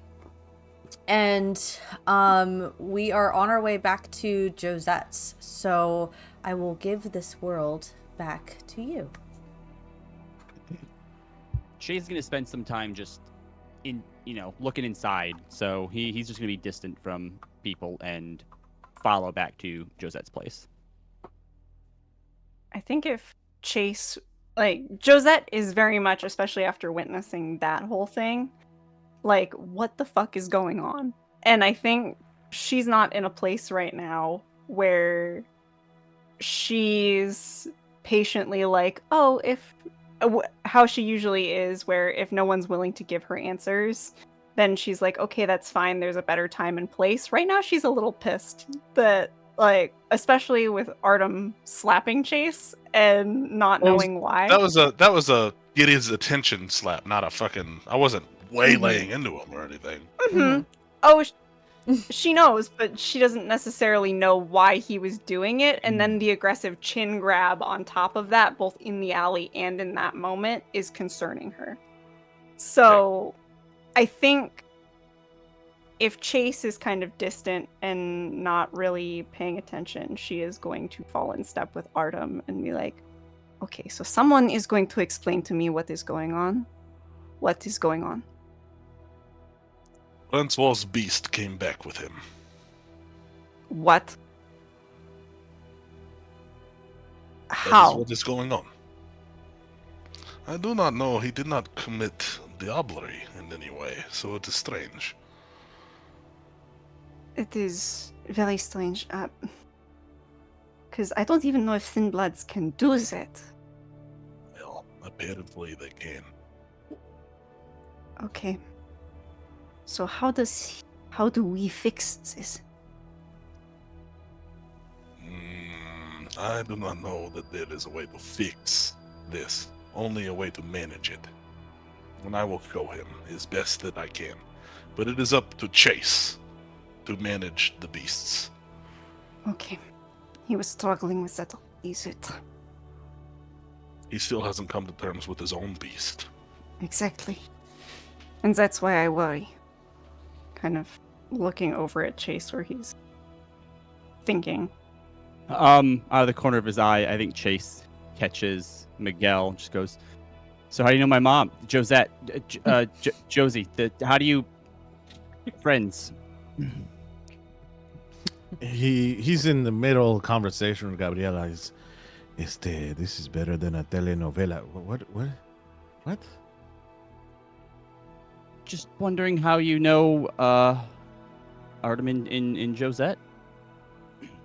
Oh, let's see. Well, this is a conversation that I don't feel like is my place to answer. However, I will say that Josette, she is la chiquitita. And she is special to my place in my heart. And he gets closer to you, and in your ear says, "Better fucking take good care of her, or you will deal with me." Yeah, you're the least of my worries right now, but yeah. Look. And he'll look at you and say, "I don't know what you're going through. Back there with Artem.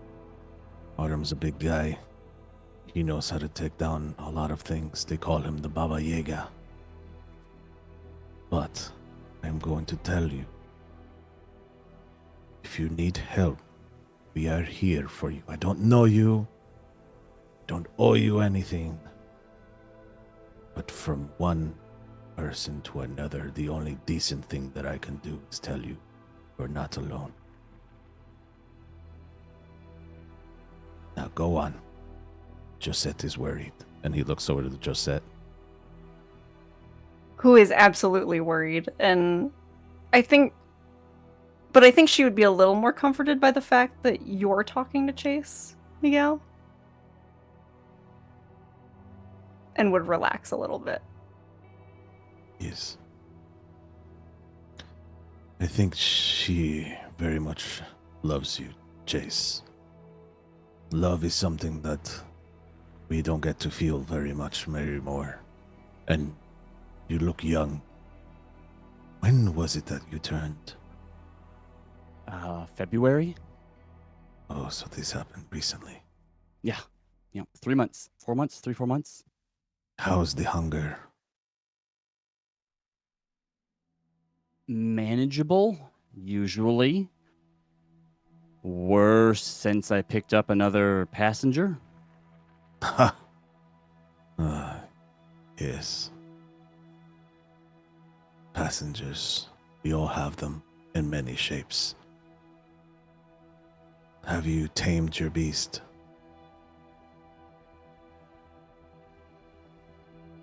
Probably not.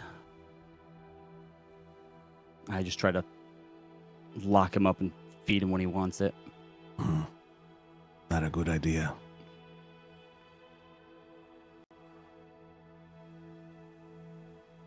Do you know the phrase, grab a bull by its horns?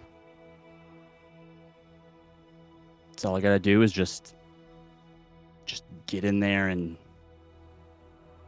grab him and tell him what's what. In a sense, yes. All right. Sure, yeah, okay, I'll try that. You Not need... not right now, but No, don't do it now. Don't do yeah, it now. no, I'll give it a try later. That's not good. No, not now. You're already worried that Josette. Don't need to worry her more. My recommendation, take the people you trust when you go through this so you're not alone.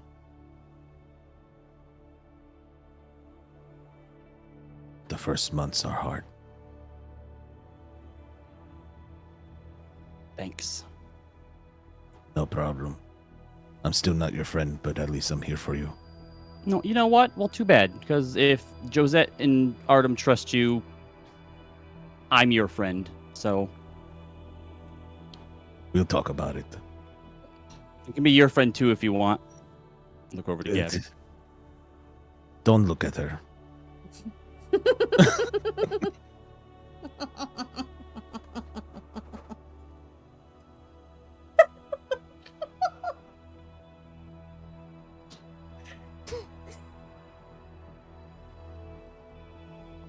She's your mommy. How do you disrespect your mommy like that?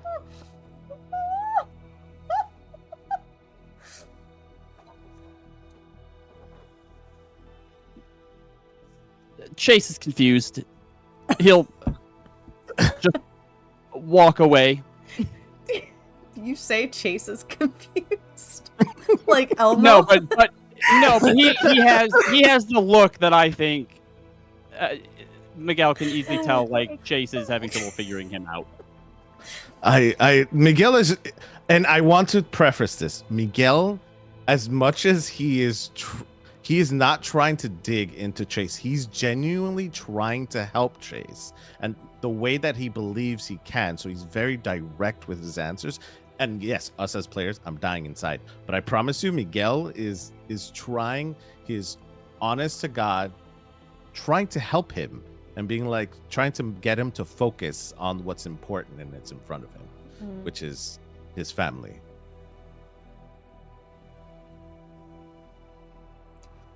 Can we say that we're at, like, we've made it probably to Josette's place by now? Yeah. Mm-hmm. And Josette will unlock the door and sort of, come on in, everyone.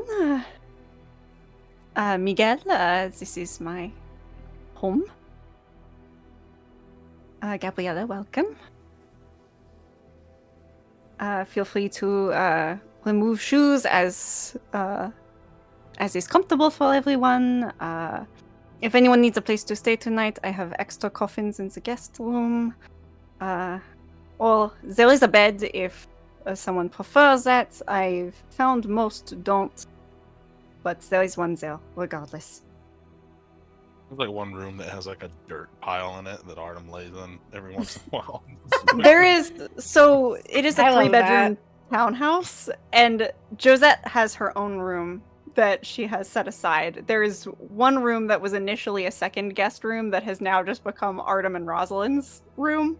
There's a bed and a dirt pile, and Rosalind sleeps on the bed. Mm-hmm. And then the other is the guest room where other people stay as they sort of come and go. So Josette would sort of give the house tour at that point, showing the guest room if anyone needs it for the evening. But she does have like a nice little dining area set up that's more of a front than anything else if some human shows up for some reason or another. Completely But empty fridge. yeah, Nothing in it. there is nothing in the fridge. Just Would Go you, ahead. since this is where our coterie tends to hang out, would Josette have like blood packs and stuff? Yes, but she's a little paranoid. So You don't keep them in the fridge? no, she keeps them in the fridge, but she has like an extra compartment in the fridge that she would direct Chase to if he needed it at all. Can he try again to slake a hunger? Yeah. Yeah, make 2 rouse checks. And that's just two hunger dice right now. Yep.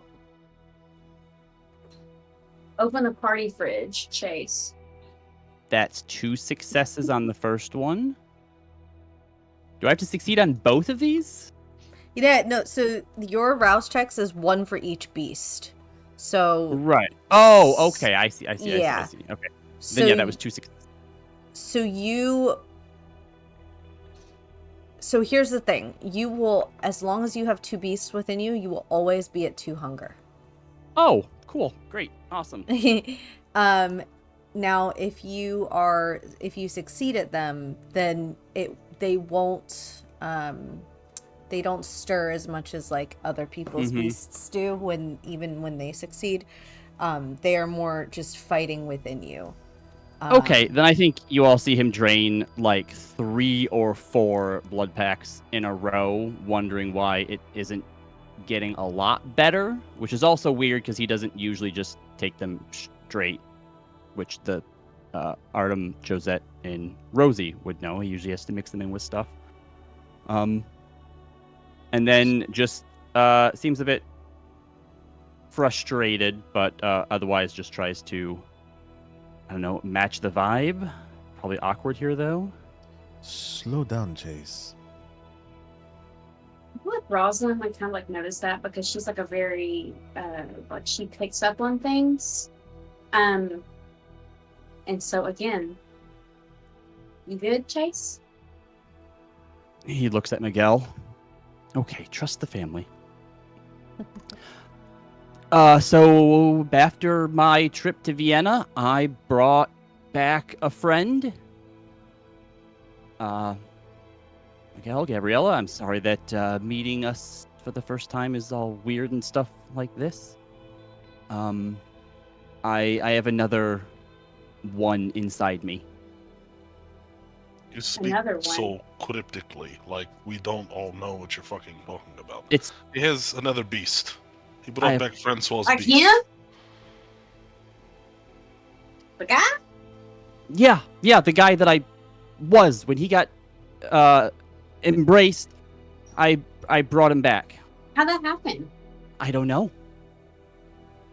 Well, we're going to have That's to look into it. interesting. I didn't know that was possible. I didn't know it was possible either.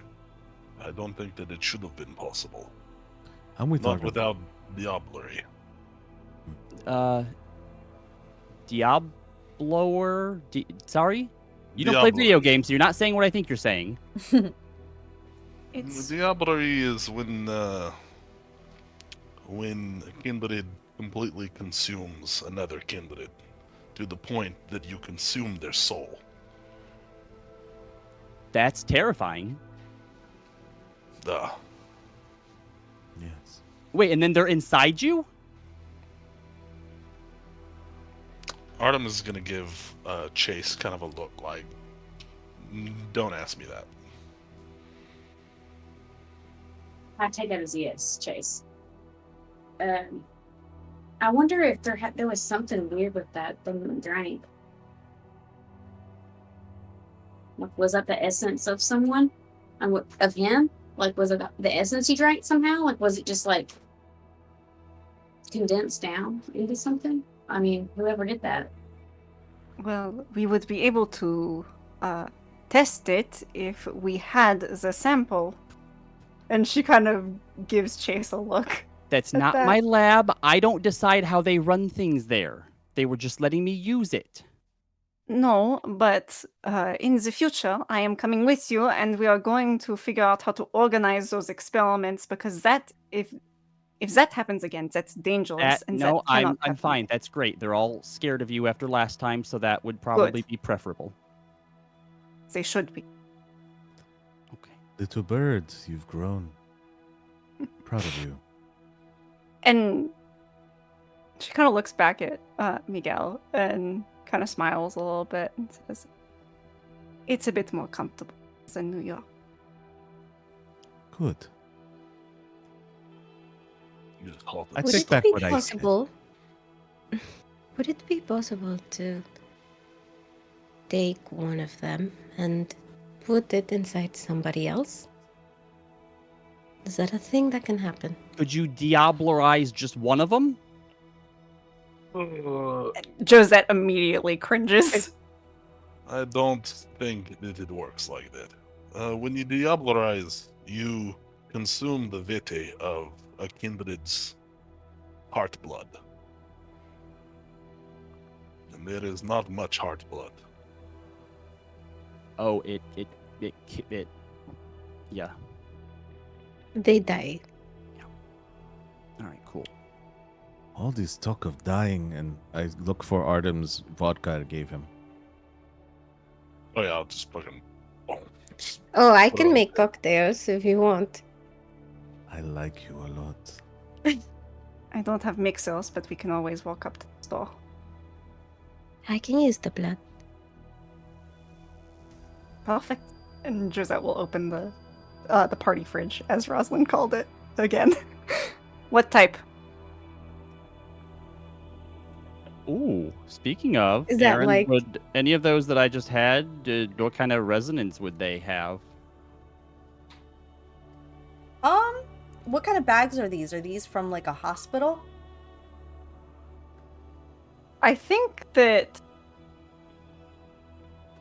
not necessarily from a hospital, but I think that club that we talked about that Josette frequents, Mm-hmm. I think while they also support consensualists and have humans go there to be fed on directly, I think they have a section where people can sort of donate blood. I think she would stock her fridge that way and purchase blood bags from the club. Okay. So you are going to probably I'll have you roll for it.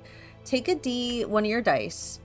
If it is a skull, it is melancholic. If it is a blank, it's choleric.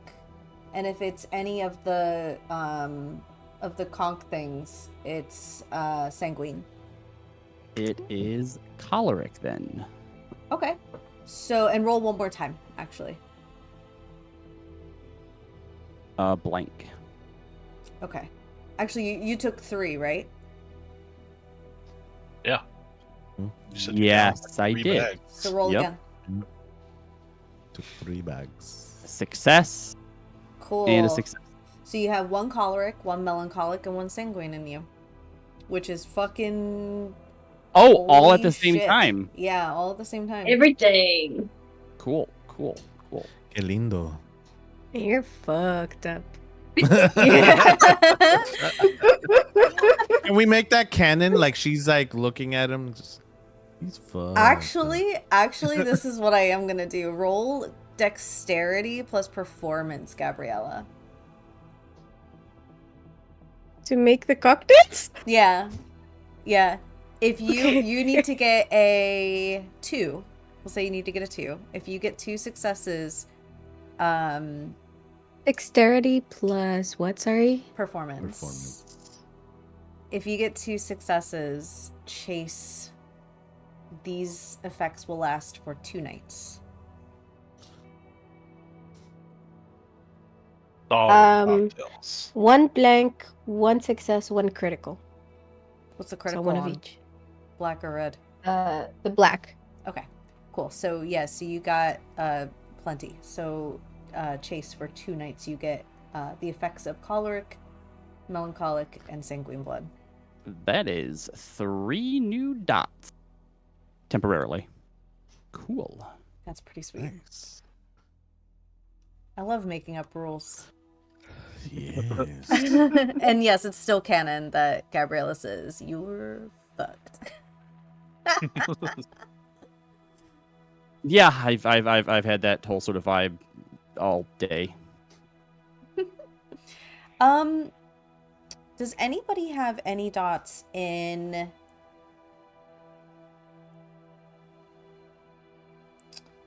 occult, academics, or politics?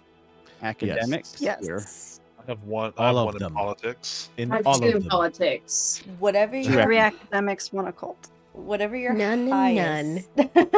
Yeah, well, you made really fucking good drinks, so whatever your whatever your highest is, roll intelligence plus that and tell me what you have. Do I still need to make a rouse check, Aaron? Oh, you didn't make I a don't think rouse I- check. No, I don't think Yeah. Rosalind did either. So yeah, you two need to make a rouse check. 3 successes. Okay, that's a success on my rouse check. Stay at Am I 100. rolling as well? Oh, yes, you too. Yes. I also Oh, got shit. 3 successes, and So I don't if know if I this don't have... matters. Sorry, go ahead.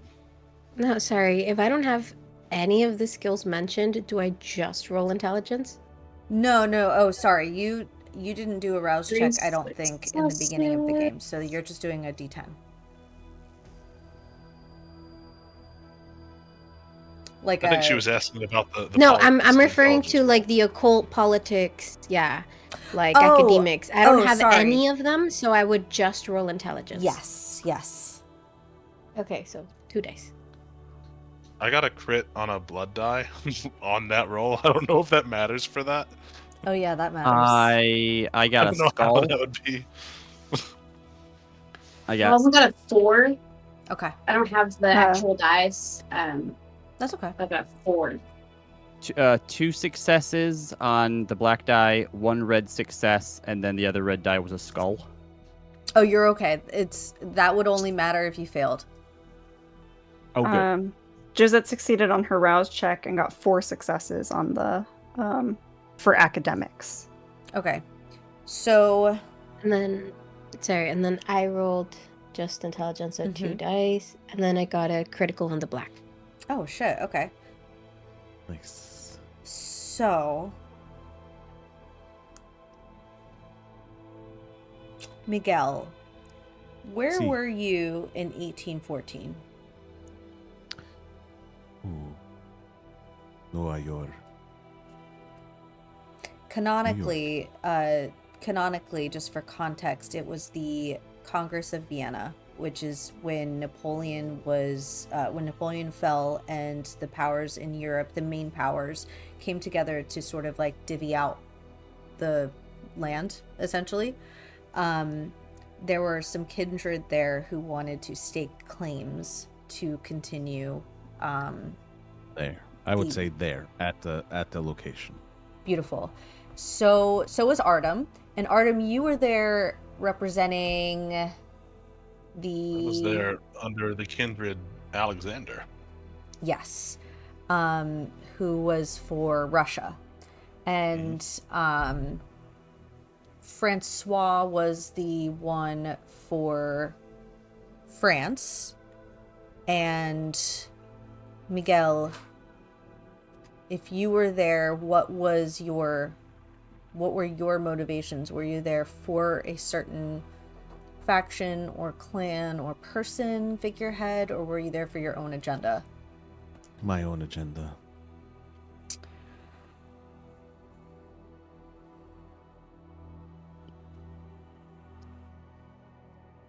My own agenda, but I would make it hidden. Yeah. And you got 4 successes? 3. You got 3. And okay. And Artem got a crit with 4 successes. No, I got 3 successes, but one was a crit on the blood die. Yeah.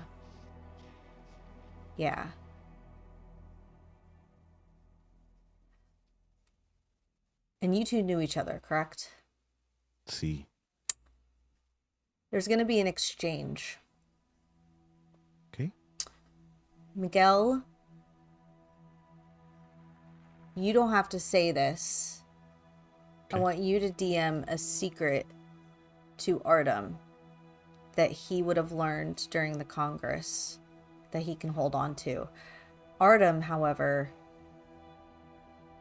you are going to divulge a secret to the group of yourself that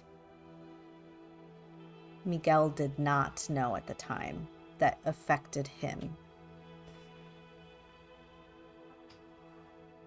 That affected Miguel? Yeah, so something that would have negatively impacted him that you didn't tell him during the Congress, that now that Chase is going through this timey-wimey shit, you feel compelled to say this to him. And that's your messy crit, because you're going to get more information, but the cost is you are going to now disclose a secret, like a weakness of yours, or a hidden agenda reason you were at the Congress that impacts Miguel. And you can think about that because I'll come back to you. Are we doing this because we're drinking?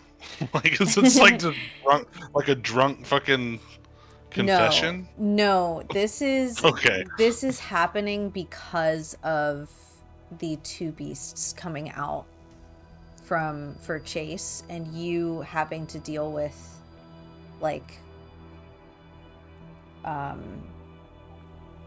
working, like you dealing with Chase, and then the residual effects of that coming in.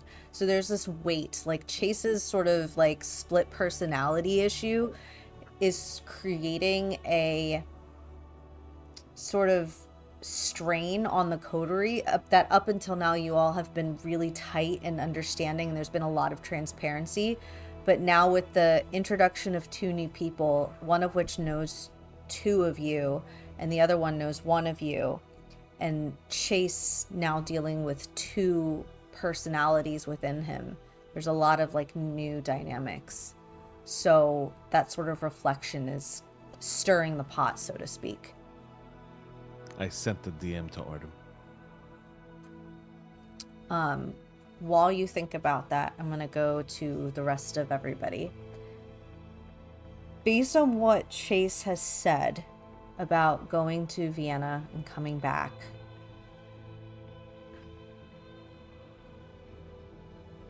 Gabriella, you are a sommelier of sorts of the blood. You have never, if what you are hearing is correct, you've never heard of kindred being able to time travel or have these like inner conscious time warps by drinking blood. And Chase mentioned a lab that he has no control over, but you don't know of this lab. And that's sort of interesting to you. There's something very new and exciting. Somebody who thought that they were a master of blood up until now.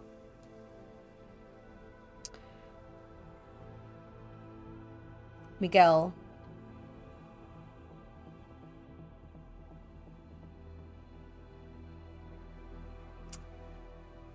this isn't a thing that has happened in New York.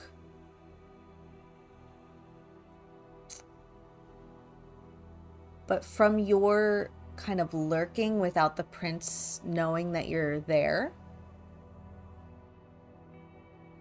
you understand that there's a lot that the prince doesn't know. And this is probably one of those things. Josette, there was something very poignant about Chase using your blood. And that in the end, you realized that this was an ancestor. If he were to do this experiment again, your curiosity peaks at the thought of what would happen if it was somebody else's blood instead of yours. Or would it even work? And Rosalind, this is information where if it falls into the wrong hands, it could be very dangerous and very powerful. And danger and power are two things that certain people at a certain salon would love to get their hands on.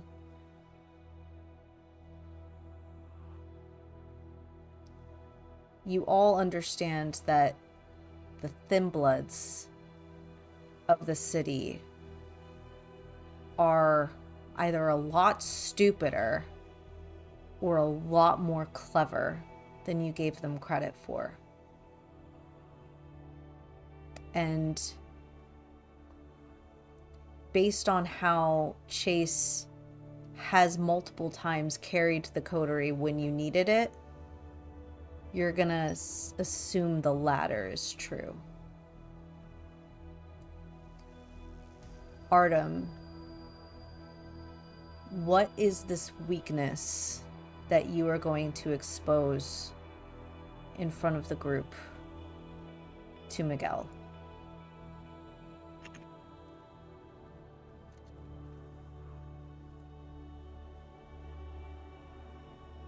During the Congress of Vienna,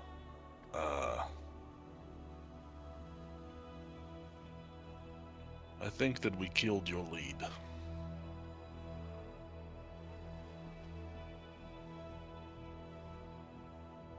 I know why you were there, as we have been in contact with each other.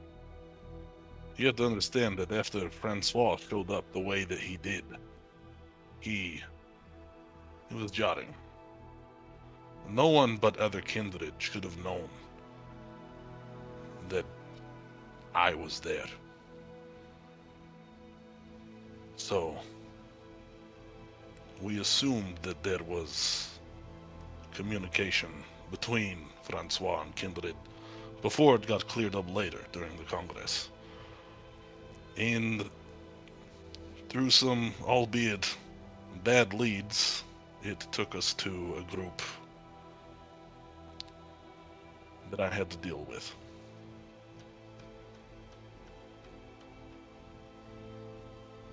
We did not know each other well at that time. And I understand this is the first time I am telling you of this, so I'm sorry for that.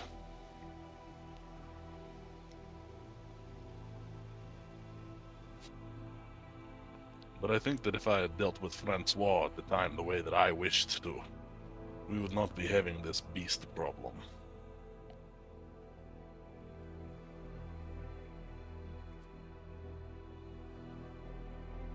And Artem will not. He doesn't break eye contact with Miguel. Like, he knows.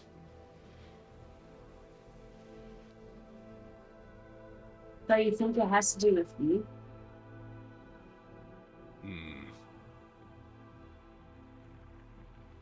I mean, that's basically what you're saying, right?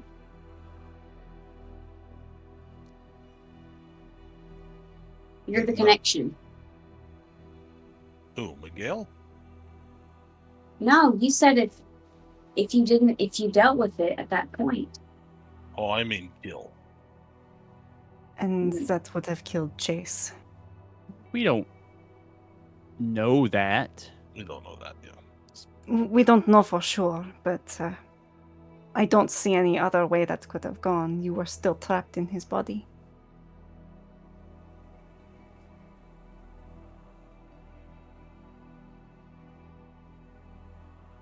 I tried to jump off a roof.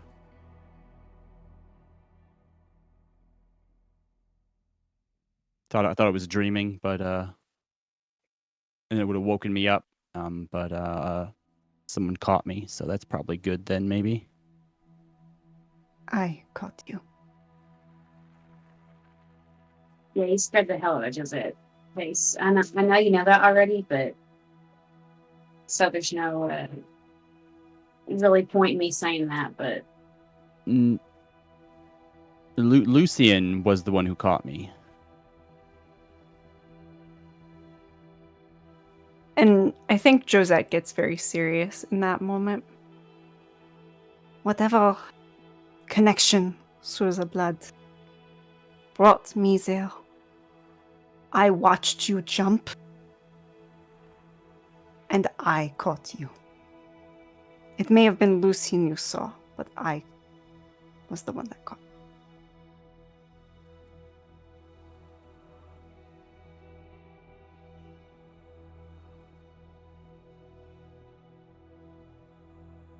Right, well, that raises a lot more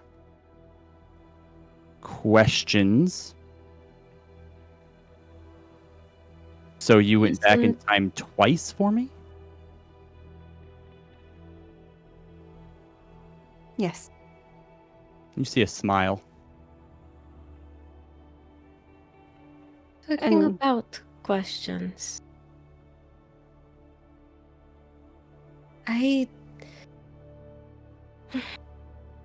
You say go back in time? You see like 1,000-yard stare on Chase. You really trust them? He looks at both Artem and Josette. Yes. And Josette looks pointedly at everyone. Whatever we talk about doesn't leave this room. This house. Do you have a balcony? You're gonna jump off it? Wait, no. I don't think she would, no. I'm going to the roof. Mon colibri, where are you going? Slams the door, leaves. He is angry with me. Josette kind of will- raises an eyebrow. We probably have a lot of common men. I mean, I feel like someone should go after him, but it's not going to be me. I will go talk to him. Okay. And Artem gets up and kind of braces himself a little bit, like he's gonna get fucking hit or something, and steps out. The blood. You said blood. I So- know a lot about blood. But Are you familiar traveling with back Quantum in Leap? time. The movie? Yeah. It wasn't quite time travel. I was working on some alchemy. The beast tried it, and I passed out and woke up in the body of another person in the early 1800s, and what I did there as him affected now.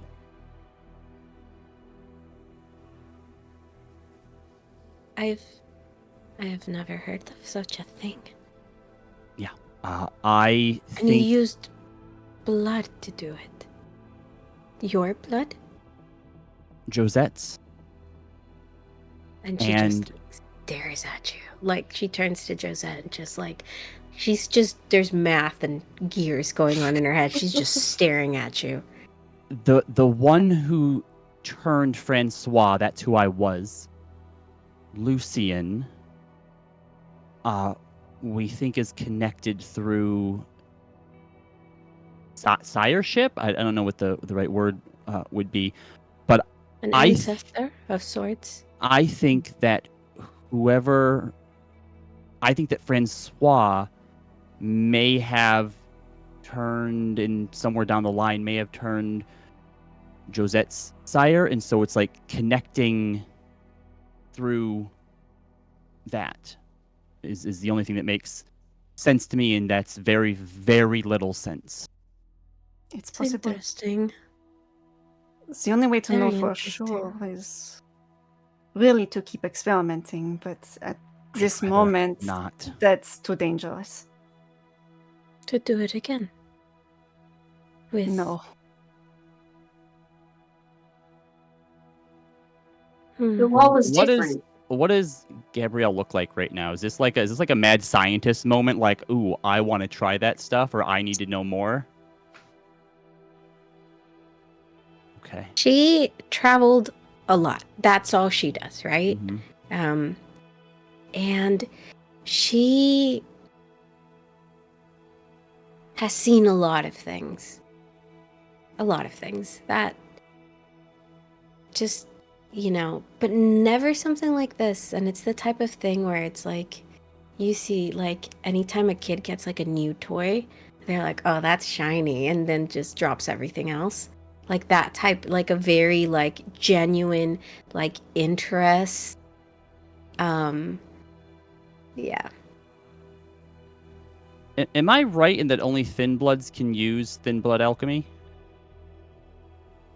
Okay. Mm-hmm. And Tremere have blood sorcery. Mm-hmm.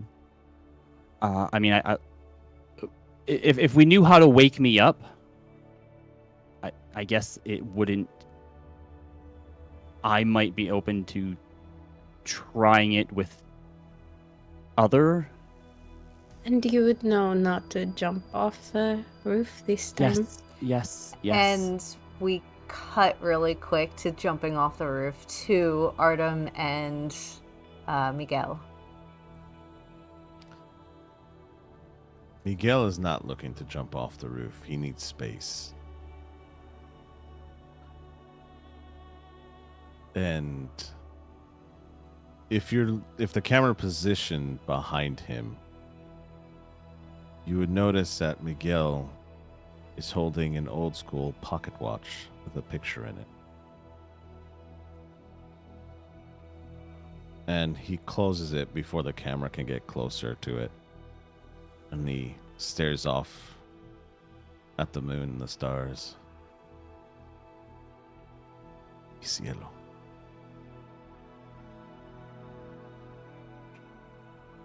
And he has an internal monologue. He says it in Spanish, but I'm going to say it in English. This could have been prevented long ago. We could have been reunited. But yet again, I have to wait.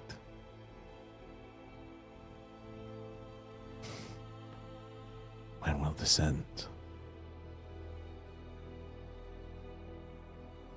And I'm assuming Artem is getting closer, so he would feel some presence behind his neck. Yeah. And won't look at you in the eyes, but he'll say, "You're meaning to fucking tell me this could have been over?" Well, we do not know that it could have been over. But maybe. And I will take the fault of that, of course. You better fucking take the fault. I've known you for fucking years and you now tell me. I did not know you for very long at that time, and I did not know your tragedy the way that I do now. My allegiance at that time was not entirely to you. I hope that you could see that. It's the reason why I didn't come after you in there. I know you. You know that. I know that you would have came after me.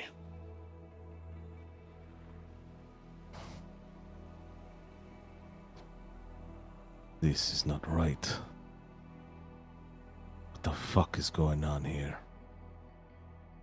Philly's in disarray. We have a problem child down below. It is a lot to catch you up on in this place.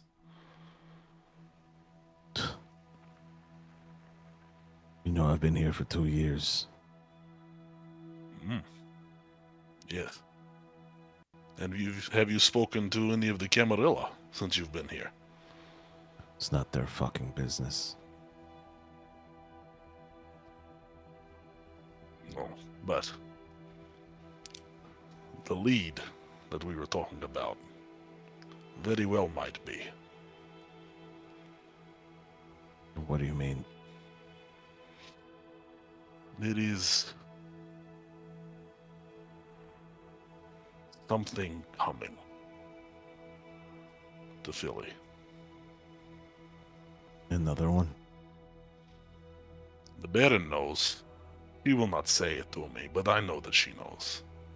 She requested that I come here. And she's still under the guy for what? The Black Spiral Dancers? No.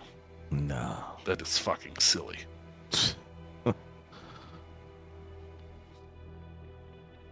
They don't know what is coming, do they? I think that they do. And they are panicking. I'm talking about your coterie. No. No, they do not. Hmm. Water under the bridge for now, my friend. But no more secrets. That was the only one. So, We have to prepare this coterie. we have to teach Chase how to control his beast, let alone another one. He's a good child. I know he means well. But we need to control that. You know the hunger in the first couple months are always the worst.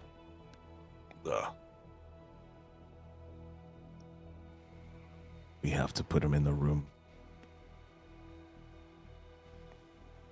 In the room. Old school. That's archaic as fuck. We have to. It's the only way. Josette will not be happy about this. I'll talk to Josette. Okay, I will leave that part to you then.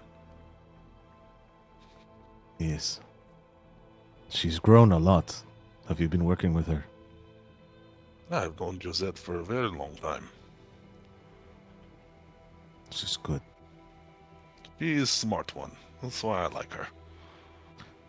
Her and Chase are very similar. You know, yeah, One's a Kind of. little more cuckoo. a little, yes. It's okay. We'll get that fixed. But did you see that Gabriella? Holy shit. Yeah, no, she's got eyes for you, I see it. When you say that, you both feel a rumble for a split second. And then all 6 of you feel a shockwave just come shooting out, breaking all of the windows. The 2 of you on the roof see an explosion down in South Philly. A fireball lifts up towards the sky.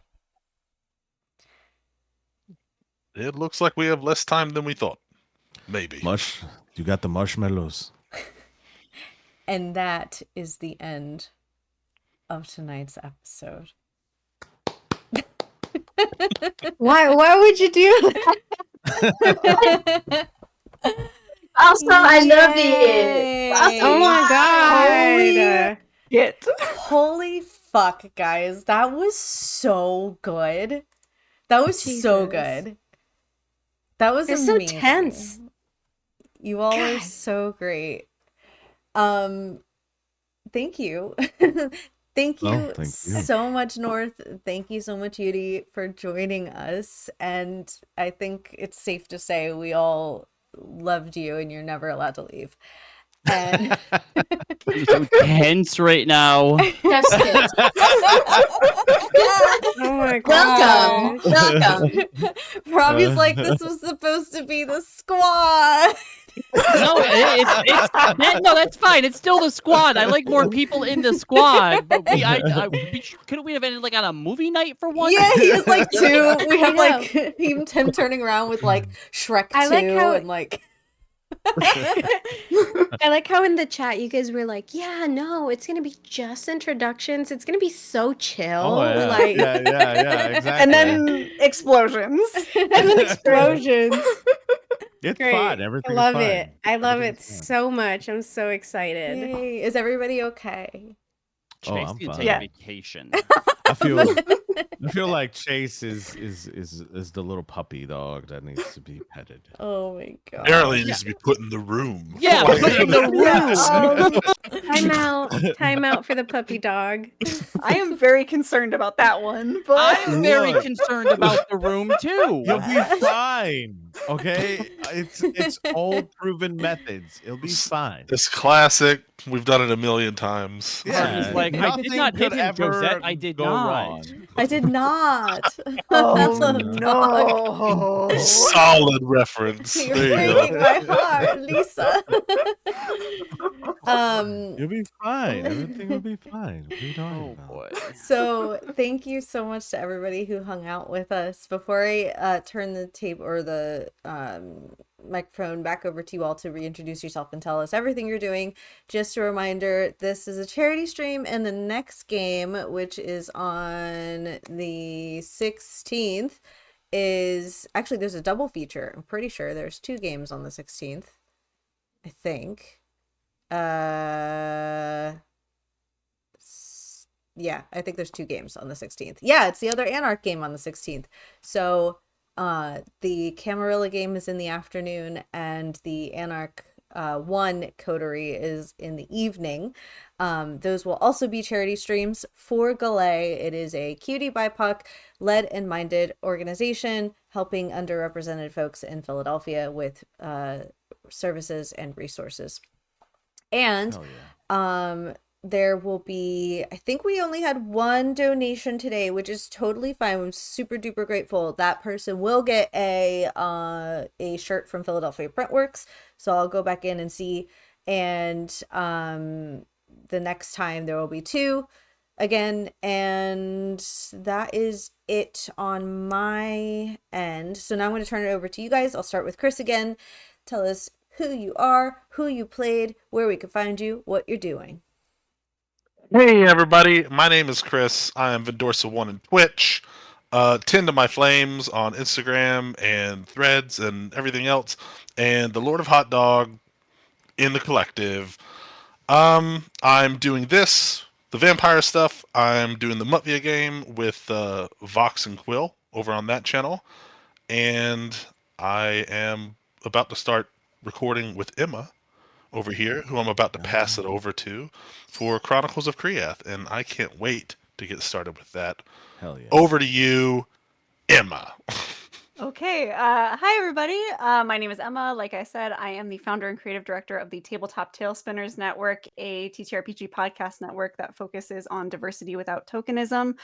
So we are focused on featuring as many diverse creators, both as players and GMs, as we possibly can, and making sure that you're seeing voices that you wouldn't see at your typical TTRPG tables. So for that, we have multiple podcasts that we are actively releasing right now. Our flagship show is All Our Faults, which is a Monster Hearts 2 actual play podcast that has an incredible cast. We have a new episode coming out this Wednesday, and we are 100 downloads from 2,000 downloads right now. So if everyone wants to make sure that they're going to check that out. It has a fantastic cast and GM, and they're telling a great story, and they're coming up on their mid-season finale here soon. So definitely a perfect time to get in on that. I DM two podcasts on the network. I DM a long-form D&D 5e campaign called Chronicles of Kriath, which is on a little bit of a hiatus right now while I catch up on editing, but there are 59 episodes for you to binge if you want to, until those come back later this year. And then we are starting recording on campaign 2 here soon, which both Robbie and Chris are in our Feywild campaign for that. And then we have a second party that is our material plane campaign. We'll be doing a full cast announcement once that comes around. But I have 2 fantastic casts for that, and you should definitely stay tuned for that. I also DM Improv Madness, which is a D&D 5e and then sometimes other TTRPG one-shot game where everything is improvised. Everyone shows up with no characters created. There is no one-shot, and then we create it on the spot as we're recording. So those are super fun, and there are some crazy shenanigans that come out of those. our last podcast just released this past Friday. It is called Magnificence, dark fantasy D&D 5e game that I actually get to be a player in for once, which is super exciting. So our first episode is out now. Definitely go check that out. Other places you can find me are here playing Josette, which I absolutely love, and I'm so excited to see where this goes, especially now that we have these amazing new coterie members with us. And I will also be joining the Mutvia game here soon, so you can see me there this coming Tuesday as well. And that's it for me. I'm going to go ahead and pass it over to the wonderful North, who played Miguel. Oh, hello. Hello. I didn't see you there. My name is Norfolk Now in One. I am one half of Twisted Fates. I say one half because I have an amazing co-producer now for Twisted Fates, Calamity, who has joined our team, and I'm very excited to have her on.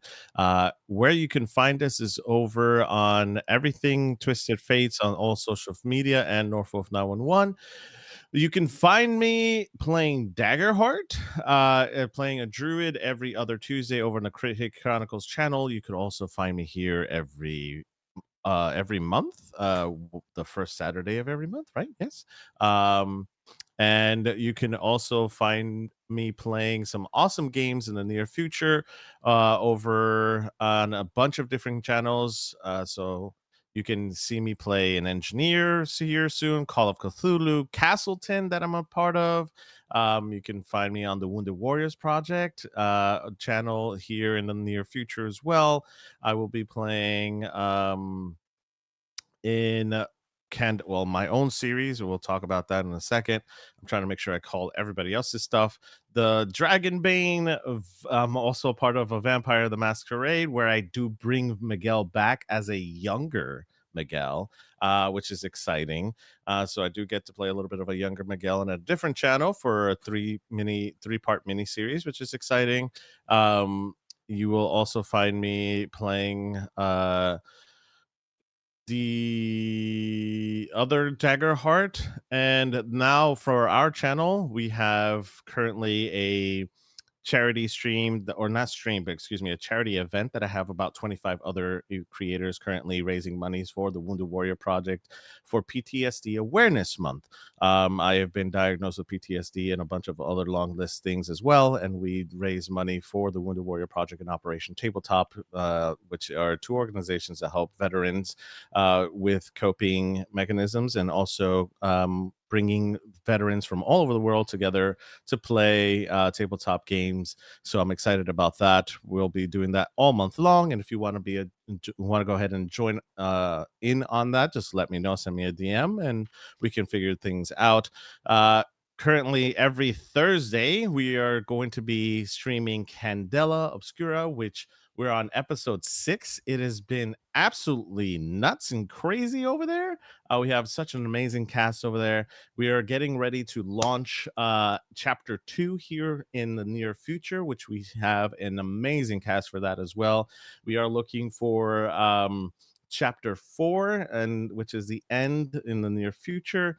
And then we're also doing a casting call because we're going to be launching 2 more series on the channel that will be here in the near future, which we're excited about. So we have Daggerheart that we're looking to cast call for. We're doing Vecna, Eve of Ruin, and also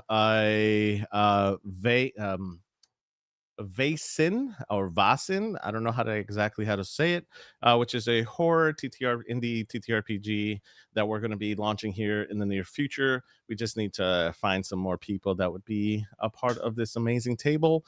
We have some other things that we're going to be launching as well. You can find us on all of the podcast channels that you stream podcasts. We have over 200 downloads, and we just started a month ago, which is amazing, and over 8,000 views over on YouTube. So we are growing very quickly and rapidly, and I'm excited to be a part of this. And most importantly, you can find me here every month on this channel playing Miguel Caldinero, and it's been such an honor to be at a table with such amazing casts and crew. You guys have been amazing, and thank you for letting me be Miguel here so far, and I'll be here as long as you keep me. And I'll pop it over to Chase. Yeah, you can find me here on Twitch most days. I don't do a whole lot of other things.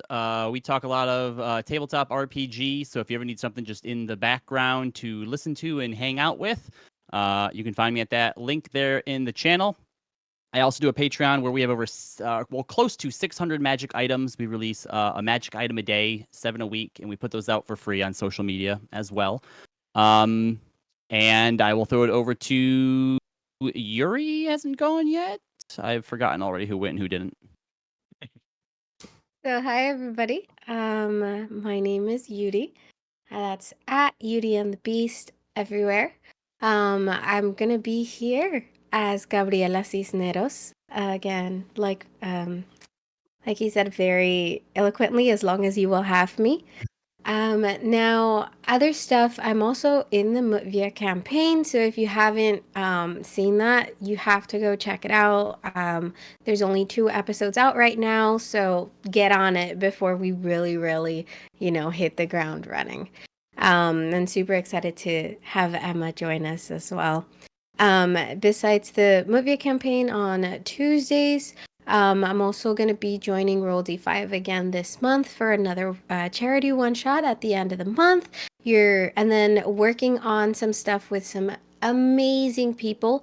That's going to be a little bit further down the road. You'll be able to see me over with Folk and Myth, and then you'll be able to see me over with Hebridean Tales, Somebody's Heroes as well. So that's super exciting. I'm really excited that I get to play with so many people.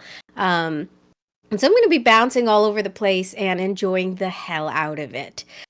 So I don't have dates for a lot of the future stuff yet, but if you follow me on Threads, absolutely everything will be on there. Like, I literally do not shut up.